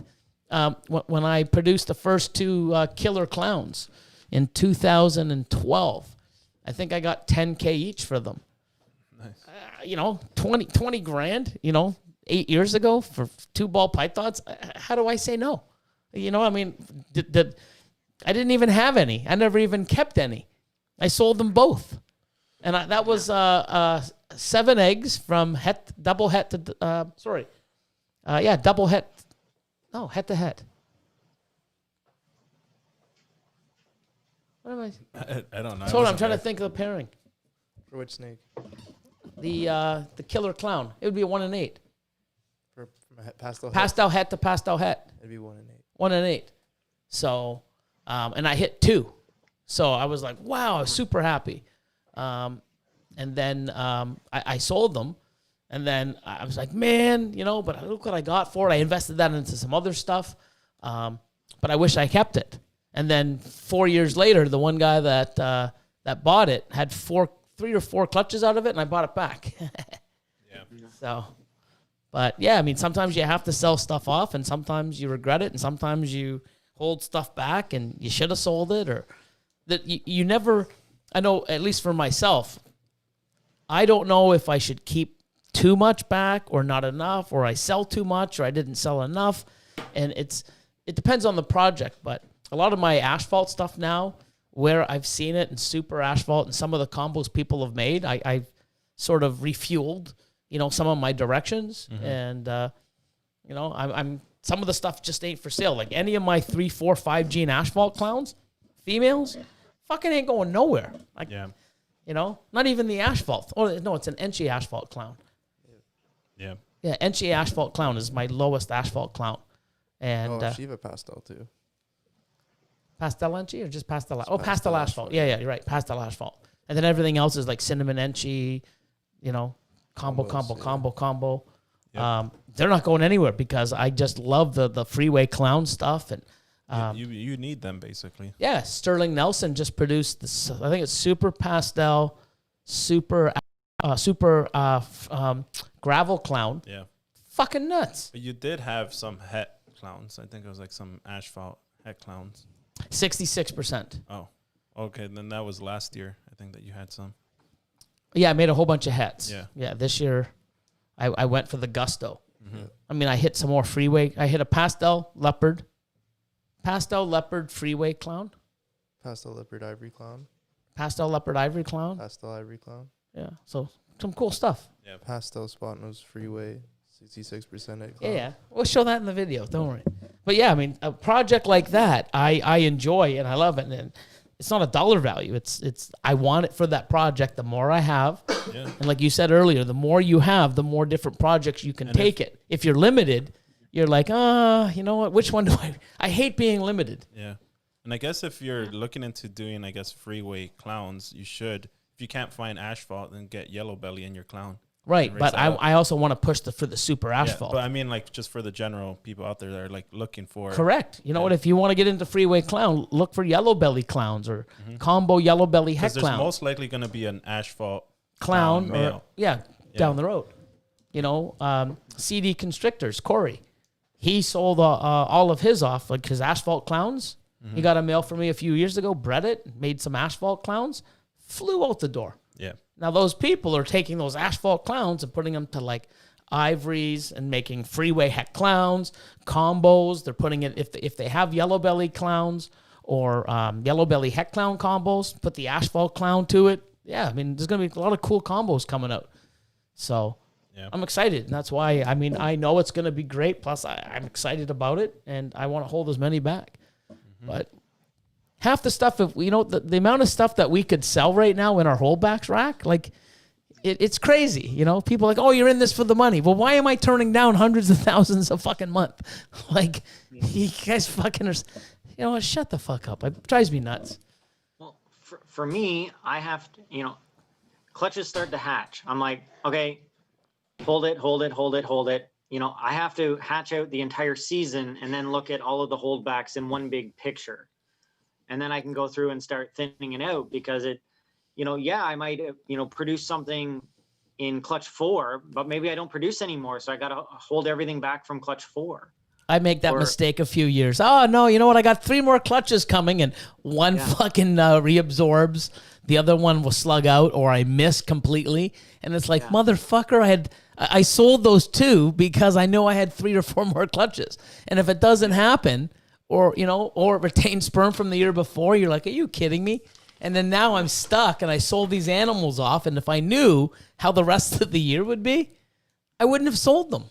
So, yeah. So I hold a lot of stuff back, but then, at the end of the year, it's like, okay, I can't have, 200 males and 400 females. Okay. Now I got to go through and figure out, what I'm going to list for sale. But yeah, you really do need to have a big picture look at stuff and what everything looks like. Because I've done the same thing. You sell the first clutches and then it's like, I didn't do that. I wish they were still here. Hey, Buckeye Morphs, I got you, man. Okay, so here's one. Ready? Corey, your opinion on people saying het red or HRA and Lori? Yeah. or red axanthic and Lori are the same? I think Lori and red axanthic are the same morph. I've always thought that. I mean, you know, I know some people have strong opinions about everything. You know, my opinion is red axanthic and Lori are the same gene. You know, I would think that by now, you know, somebody would have bred them together. I mean, you know, I produced the first red axanthic in 2001. I think Brian Barczyk produced the first super Lori in like 2011 or 2012. So not 8-9 years. 10 years. Yeah, they've been around for a while. So I mean, somebody out there has got to have bred a, you know, a het red to a Lori, or, you know, red axanthic to super Lori or something. In my opinion, they're the same. You know, it's maybe they're different. I don't know. Is it a banana versus coral glow, or mystic versus Mojave? I don't know. It's yeah. There's so many fucking things that we don't know. We just do it. Keep your opinion and just, you know, nobody wants to get down and really get their hands dirty and solve anything. They're just we got too much other shit to do. Yeah. Well, back in the day, you might have like very strong opinions either way, and then it's like it gets to a point where it's like, you think it's the same? Okay. You think it's different? Okay, whatever. Yeah. And then if you did have a strong opinion, holy fuck, the boards would go nuts. Yeah. I remember I'd have to go to sleep at some point. I'd go to sleep, I'd wake up, and you'd have to go through and try to find where you left off on King Snake. And you're like, holy fuck. Like, it was like, you know, you're fucking eating popcorn looking. It was fucking entertainment. You know, now you can just watch videos and people do live streams. Back in the day, none of this shit was around. You know? Well, and now all of the, you know, the good stuff is basically gone. I mean, you know, there was a bunch of great stuff on Bush League. That forum's gone. There's a bunch. Ralph had his own forum, amazing stuff over there, and it's gone. And you know, it's almost, you know, a lot of the old school knowledge is, you know, lost. It's, you know, been deleted from the internet. So, but yeah, there was a lot of good information and a lot of heated information, heated discussions over there as well. Yep. Oh, there were so many. There was so much shit. I mean, some of those, and they didn't really have, I mean, they had admins, but not like Facebook now. You know what I mean? Yeah. Like some of the shit that went on, like, remember when, I don't know who it was, but when Peter Williams figured out that the albino was allelic with the toffee, and you know, they found out, like, Craig knew that for 2 years, and holy, that whole fucking forum was just like, wow. And there was some very interesting things, and you couldn't put that shit out there now because it would be like deleted or, you know. Yeah, censored. Yeah, and the thing is, you know, you put something up now and people cry over it, like, oh my God, that's so hurtful. Shit, you couldn't even last a fucking hour in our old forums. Like, oh my God, you think that fucking is, you're getting butthurt over that comment? Fuck, you should have been here 20 years ago. My God, you would have fucking dropped dead. Oh, God. Some of the stuff was nuts, man. Like, wow. But now, I mean, now you look, you know, back and it's like, you know, it was a huge controversy at the time, but it's like, okay, albinos are great. Toffies are great. Toffinos are great. They're all great, you know, and now it's, you know, it's heated at the time, and now it really doesn't matter. You know, it's, you know, all of them are great. So, you know, I work with albino, I work with toffee, I work with toffino, I've got candy, I've got candinos. I do a lot with all of it. Yeah. You know, I got lavender, I got regular albino, they're all great. So it's, yeah, different palettes, different colors. You can pull different richnesses and things from, you know, it's a different color palette, you know? Yeah. You know, there's bright orange, there's a soft orange, there's a deep orange. You're going to pop different colors with every animal. So I think even some breeders are colorblind too. It has to be. Yeah, some of us are color fucking blind. Like, oh, this is orange. It's like, no, it's not. Yeah. It's kind of yellow. Oh, imagine me in another 5 years. I'm already fucking up now. 5 more years. Fuck, dude, that's a pied. Billy, it's a fucking clown. Nope, that's a pied. I see the white. Holy fuck, Billy, yeah. It's like, Austin, you're a pied too. No, that's a fucking ivory. dude, it's a super enchi. No, it's an ivory. Dude, you can't see the color in the black lines? I can see only white. You're fucked, Billy. Yep. You're fired, Austin. Fuck. Oh, man. God, I'm going to go see. Imagine, I feel fucking afraid for you guys in like another 15, 20 years. Go blind, old, and senile. You guys got to put up with me? Fuck, it's hard to put up with me now. Never mind. Hey, it's going to be funny. There's our referee here. Yeah. But Paul Seraphim, I guess Twisted Snakes 2020 is trying to ask a question. I'll do it for him. He wants to know if Corey does Tours. yours. Tours. Where do you see that? Oh, tours. Oh, okay. It does. Yeah. He wants to know if Corey does yours of his place. Yeah, tours, I guess, not yours. Paul, learn how to spell. So do you do tours of your place? I'm obviously not now. I have in the past. I'm a little bit different, I guess. I run out of the house. We've got a couple acres here out in the country, and I've got a bungalow, and keep the animals in the basement, and I'm a little bit different because I breed out of the house, and there's benefits and drawbacks to that. If I had a dedicated facility like Billy does, it's like, okay, that's your home is home, and your snakes are at the facility. Mine, I do it out of the house, so I'm always kind of guarded when I bring people by. I don't just bring anybody by. I have to kind of screen them first, and it's usually people I know that I invite over to the house.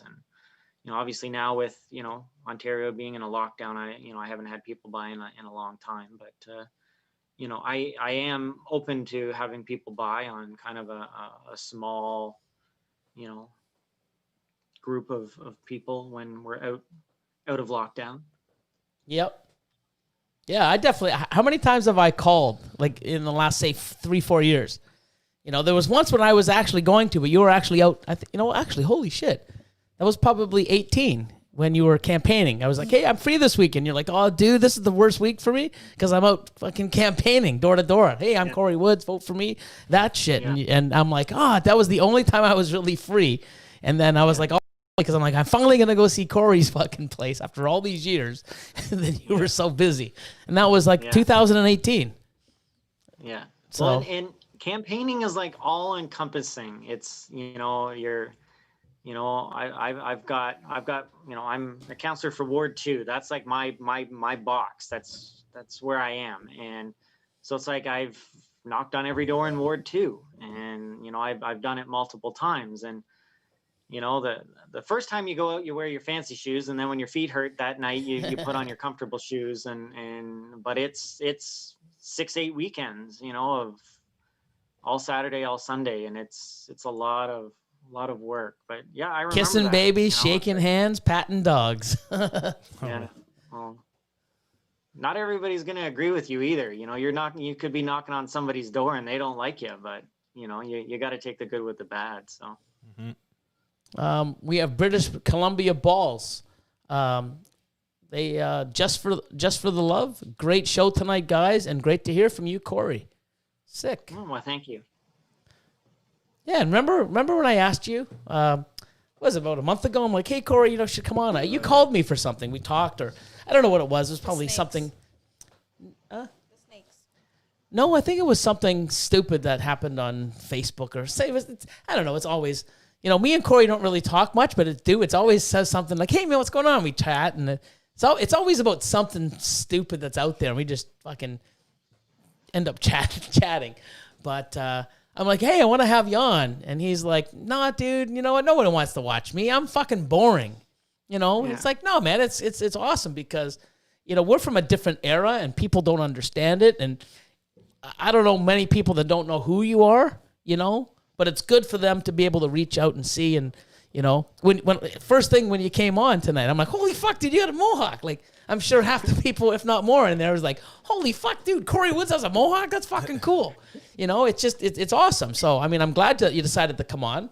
It's great. I mean, it's always good to, shooting the shit and connecting people, on here in the chats or people that are going to be watching this down the road later to actually see, and hear from you where without a platform like this, they would probably not even know, much more about you than just, oh, he makes some cool shit and he's in Canada and he, did this and did that, blah, blah, blah, blah. So it's cool and more personal. I think it's great. So I'm definitely glad you came on and fucking, yeah, man, you're not boring at all, bro. Fuck. Yeah. Well, we all have our own, quirks, right? And, we're all individuals. So it's like, I have no problem knocking on a stranger's door. My name's Corey Woods. I'm running for councillor in Ward 2, Guelph-Aramasa Township. Can you please vote for me? No anxiety at all. I can do that all day, every day. You say to me, you got to go in 2 weeks, you got to go set up a table at a show. I have sleepless nights. And it's like, why can I knock on a stranger's door and sleep like a baby and then, have like anxiety over, vending at a reptile show, and, so people will say to me, well, you don't do that many shows. And it's like, I've got good excuses why I don't do shows. I've been around a while. I do a lot of wholesale. I've got regular customers. And I get anxiety going to a reptile show. So it's like, what's wrong with me that I can, knock on a stranger's door and say, vote for me and sleep like a baby. And I don't sleep for 2 days before a reptile show. So it's, we all have our own quirks. Yeah. And, Well, Paul corrected himself. He spelled tours. Is that better? He said it's so hard to spell and be and occupied at the same time. Look what Morphic Exotics asked him after. Hold on. What's his name though, Paul? What's his name though, Paul? Oh, shots fired in the fucking chat. Yep. Here we go. It's crazy. Earl from Lone Star. He's saying that I'm just jealous because you have hair. Dude, it's been so long since I've had hair. I haven't had hair since probably I shaved it off in university, actually. And that's a funny story. And I actually liked it. So it's been what? Since 23 years old? Mm-hmm. Yeah. This proves that I can still grow hair. I mean, I try, but I mean, I shave it, but I mean, it's. I don't think it could ever grow more than an inch. So, but yeah, I used to have long hair. Like I have pictures of myself long hair, like super long. I used to have a ponytail, super long. Yeah. You should post it on your Instagram. I have to find them. Yeah. So. Compare it to you. Yeah. But I used to have super long hair, and then university one night, I went to University of Windsor, and we came back from Detroit because we'd always go across the border and drink in Detroit and. Do all the fun stuff. Came back and I was pissed off with my hair. So I started trimming it because, I was really drunk. And I'm like, hey, man, just get my roommates and shit. Come on. It's like, fuck no, dude, you're drunk. I'm like, no, I need a cut. Look. And they're like, no, dude, fuck, you're going to kill us in the morning. Mm-hmm. No way. And I'm like, come on, just do it. So they started trimming.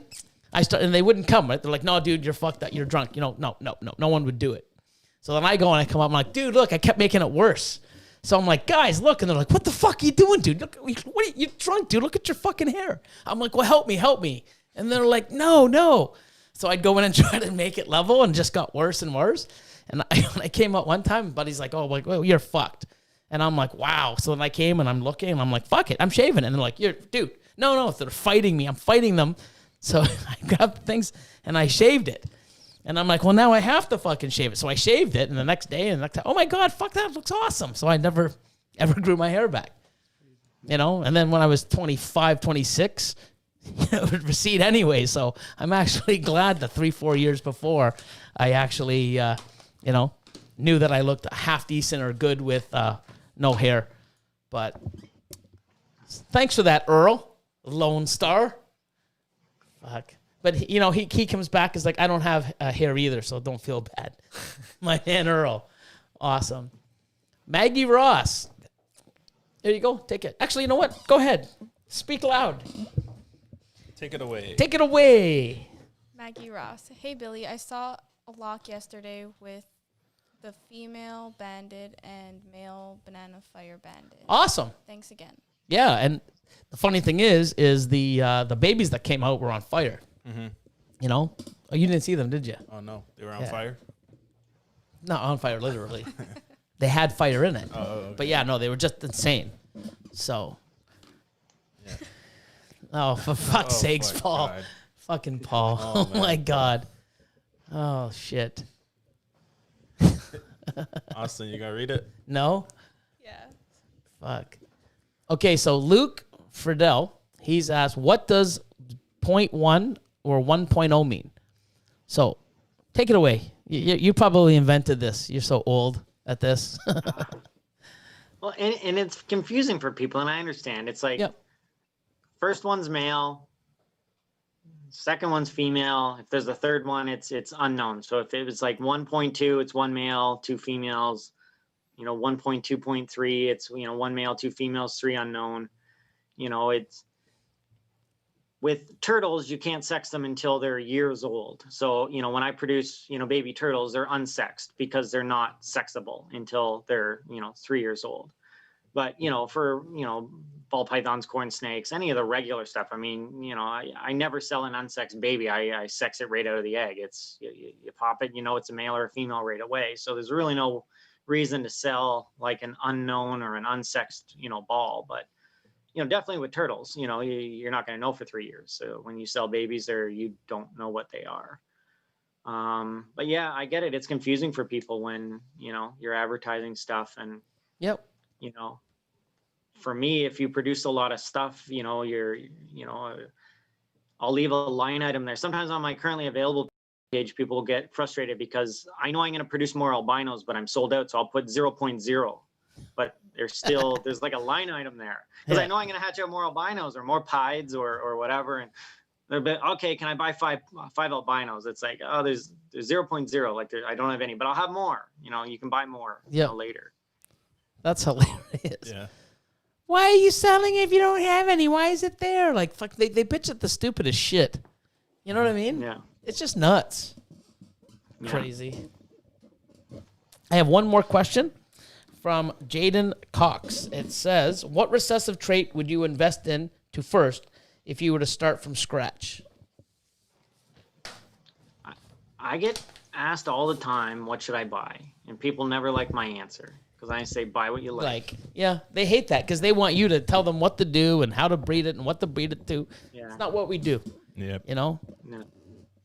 And there's stuff that I like that you're not going to like and stuff that you like I'm not going to like. I mean, at the end of the day, who's ever buying the animals, they're the one that has to feed it and clean it and care for it. And, when it's smeared poop all over the cage and they got to go in there and clean it up. I mean, you got to like the animals that you have and like looking at the animals and interacting with them. So, yeah, I always say buy what you like. And people are like, no, wrong answer. Yeah. I want you to tell me what to buy. Or the best one is it's such the question's so vague.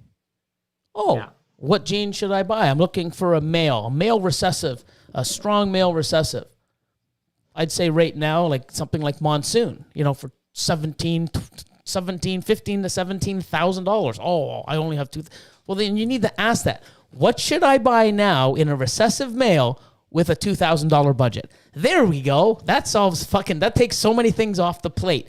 Now I understand where you're at, blah, blah, blah, blah. Then my next question is, okay, well, what females you have? Oh, it's my first animal. Okay, well, you don't want a fucking male. Now you got to get into female. So there's so many questions that you need to sort of, get in front of you so you can actually put them in the right position or understanding of, well, why wouldn't I buy a male first? Because, blah, blah, blah. Because you have no females. Females are harder to get, especially at breeding size. Males breed faster, blah, blah, blah, blah. So they always give you just the basic. They should come with better questions and more of them and give you more details of what they're doing and what they have and their budget.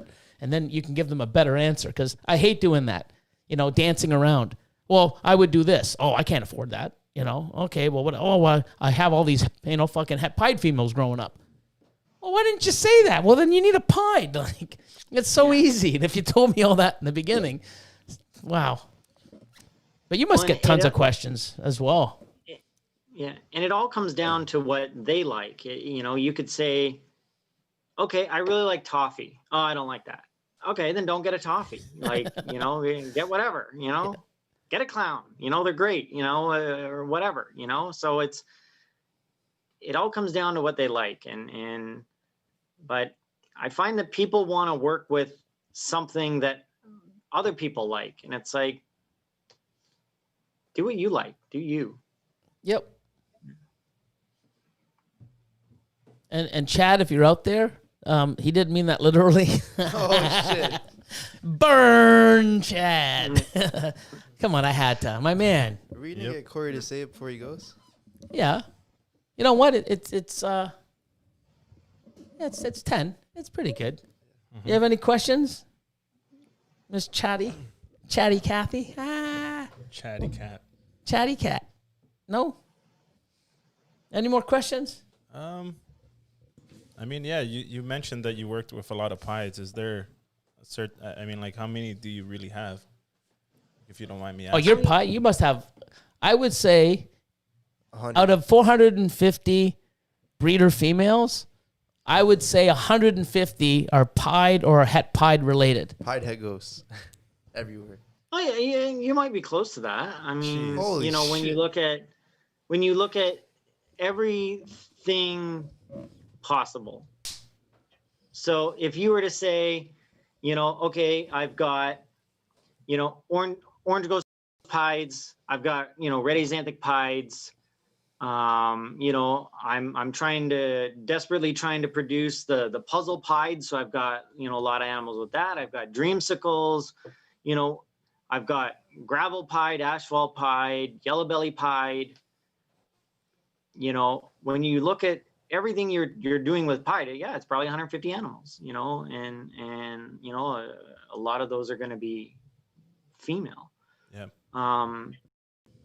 So yeah, I've worked with pied, you know, a long time. I think I got my first pied in 2003, you know, and, you know, I paid a lot of money for them back then. And, you know, people are always good at telling you what you can't do, you know. You can't breed ball pythons, and then you breed ball pythons. Oh, you don't spend money on a pied. That's stupid. You'll never breed a pied, and then you breed, you know, you get a pied and you breed it, and you know, you can never run for council, and then you run for council and you win. It's, you know, I brought in, you know, CITES Appendix 1 Puerto Rican boas, you know, almost 20 years ago, and people are like, you can't import CITES 1 animals, and then you go and do it. People are really good at telling you what you can't do. And, you know, so oftentimes you can do it. It's just coming from people that they don't want to do it themselves. So, you know, I've got a lot of pieds because I started with pieds way back in the day. And yeah.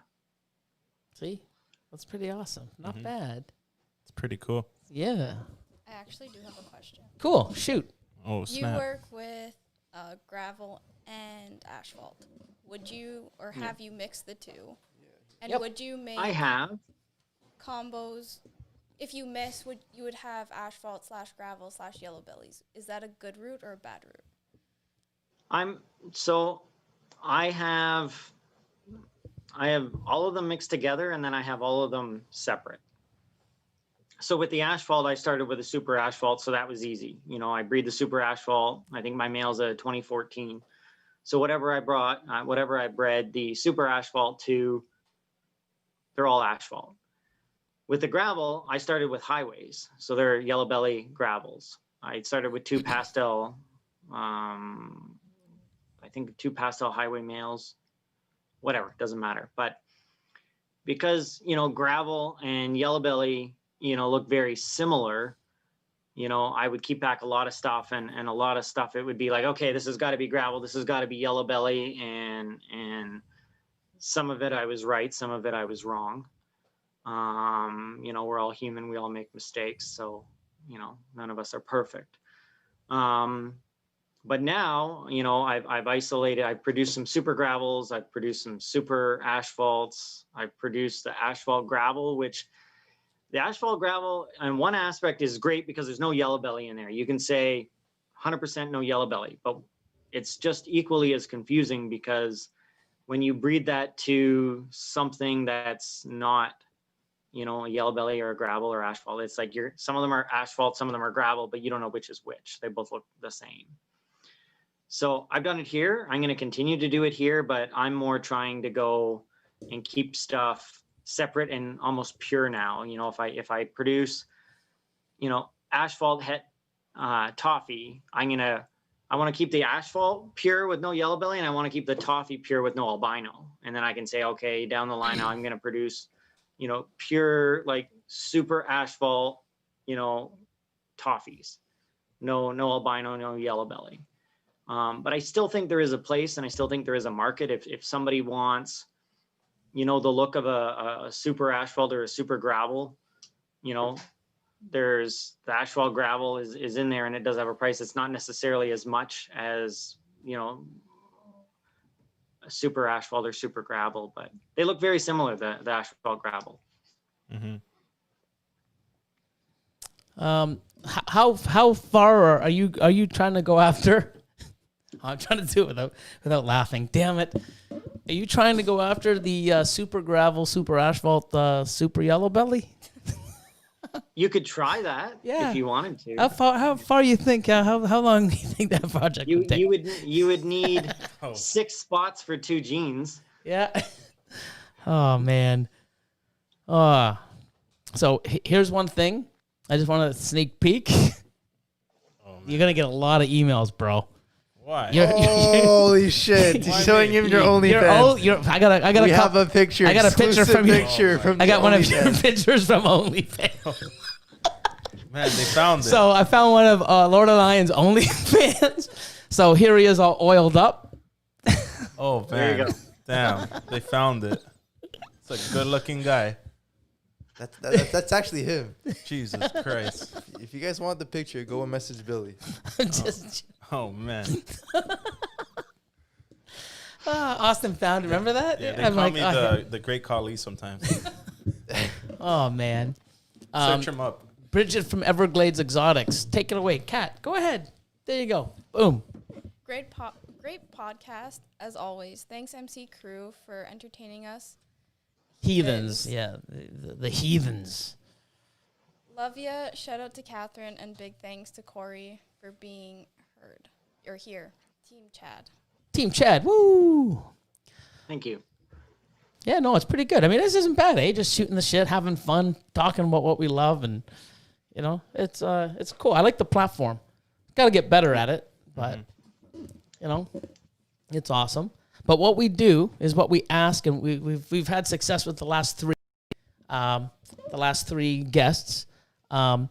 We always give a shout out to Chad at the end, and we say Chad EAD. You can say it the other way too. Yeah, I mean, you know, because we said that to Brian. I'm like, hey, Brian, say Chad EAD. He goes, you mean Chad eat a dick? So it was hilarious, but you know, you're a councilman, so just Chad EAD is perfect. You might have. Yeah, no, all do it at the same time. No, you do it. We do it all the time. We always tell Chad to EAD. Okay. Chad EAD. There you go. Awesome. That's three. That's 3 or 4 in a row. Yep. That's the third or fourth in a row now. So we're on a roll. I know. I wonder who's gonna break it. Gotta force him. Even Brian Gundy said it. Oh yeah, Brian Gundy. We had Brian Gundy on Isn't he? last Brian week. Isn't he Barshak, like Brian a Gundy. what is he he's involved He in used the to be church. a pastor before. Yeah, Brian Gundy. Yeah, it's just awesome. That's funny. Brian, you know who Brian Gundy is, obviously. Our podcast last week, it was on it, man. Some of the stories this man has, we were blown away. Like, what the? Yeah. It's just craziness, just crazy. He made them up for sure. Had to. He had to. That guy's a liar. I don't believe him. Some of his stories was just like, man, it was awesome. But no, man, it was awesome to have you on. I'm glad you decided to, and you know, definitely not boring at all. Like, you know, that was. It was funny when you said that. Like, no, I'm boring. I'm like, no, man, you'll be fine. A lot of people love to know, and like I said, you get to come on here, and people get to see how you are, you know, in person besides behind the keyboard. You know, I talked to him or I messaged them, but I don't even know what he looks like, and unless they find older videos or anything. But no, it's good to have you on, and it's pretty awesome. And we'll probably have you on again down the road. Yep. And next time I see you, hopefully be at an expo. I can't wait for one of those. It's been like forever. Hopefully the mohawk's taller. Maybe out of the screen after. Yeah. Yeah. Well, he's not hoping for that. Yeah. We want things to go back to normal quick. Well, I've seen people with really tall mohawks. It is definitely possible. With the stuff I have here, this is about as high as it can go before it starts to fall over. So Elmer's glue. Oh my Yeah. God. Mix some glue in. Really? Use Yeah. the same glue you use for your snakes. Oh shit. Use that one. That's awesome. Oh my God.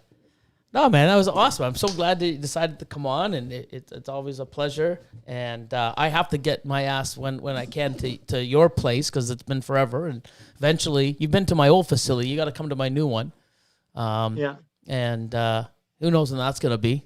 Fuck. I just hope that whatever we have to do and the vaccines start rolling out, blah blah blah blah.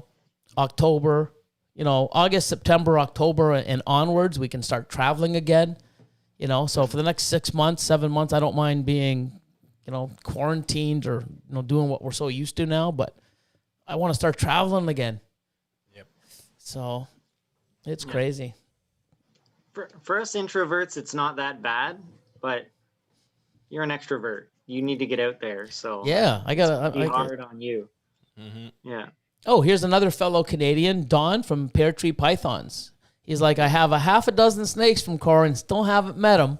Oh man. So Don's an awesome guy too. So yeah, man. Modern Exotics Co. Amber. Great podcast as always, guys. Thanks, Corey. House of Thank you. Gaia. Pythons was a great live. Yeah, everyone sees. Not boring at all, man. There you go. Yep. Corey effing Woods. Appreciate your time, man. How It could was you be awesome. boring with a mohawk? It's impossible. Like, Yeah, you came on to, fuck, dude, I got a mohawk. I can just sit here and not even say shit, and I'm fucking not boring. I know. Anyone that clicks on is like, whoa. Yeah. It's like, who the fuck, they're talking to that guy with the mohawk. He's not saying shit. You mean the talk of the town. Yeah, he's fucking cool, man. He doesn't have to say shit. Look at him. Yeah. Those guys are afraid of him. But, Well, Rich, thank you. sorry, go ahead. Richie's recessive. See, he just comes in at the same time. Richie's recessive says, Corey, you have my vote, buddy. oh shit. Awesome. Yep. Go vote for him. Yeah, so what were you going to say before I cut you off because of Richie? I was just going to say thank you for having me on. It was a pleasure to be here. I'm glad that I said that I would come on. And if you want me back in the future, I'll come on back. 100%, yeah. And the next time we're going to get you on, you're going to actually hit that fucking puzzle pied, and you're going to show us what it looks like, and it's going to be awesome. Maybe, Yeah. maybe even bring us down Sounds to the good. basement, show us. Maybe even sell it to us. Yeah, I'd definitely be interested in a puzzle. Well, it depends what it looks like. Yeah. Yeah. But no, man, it was awesome. I appreciate you having you on, and that you coming on, and everybody in the chat is loving it also. And yeah, man, stay safe, do what you do best, and we'll definitely keep in touch. And till next time. Yep. Sounds good. Well, See thank you later. Happy Monday. Later, everybody. Have a good one. Next week.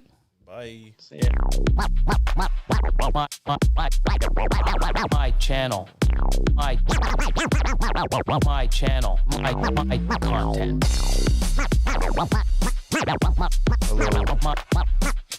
It's actually my channel. My channel now. My channel. My content. Take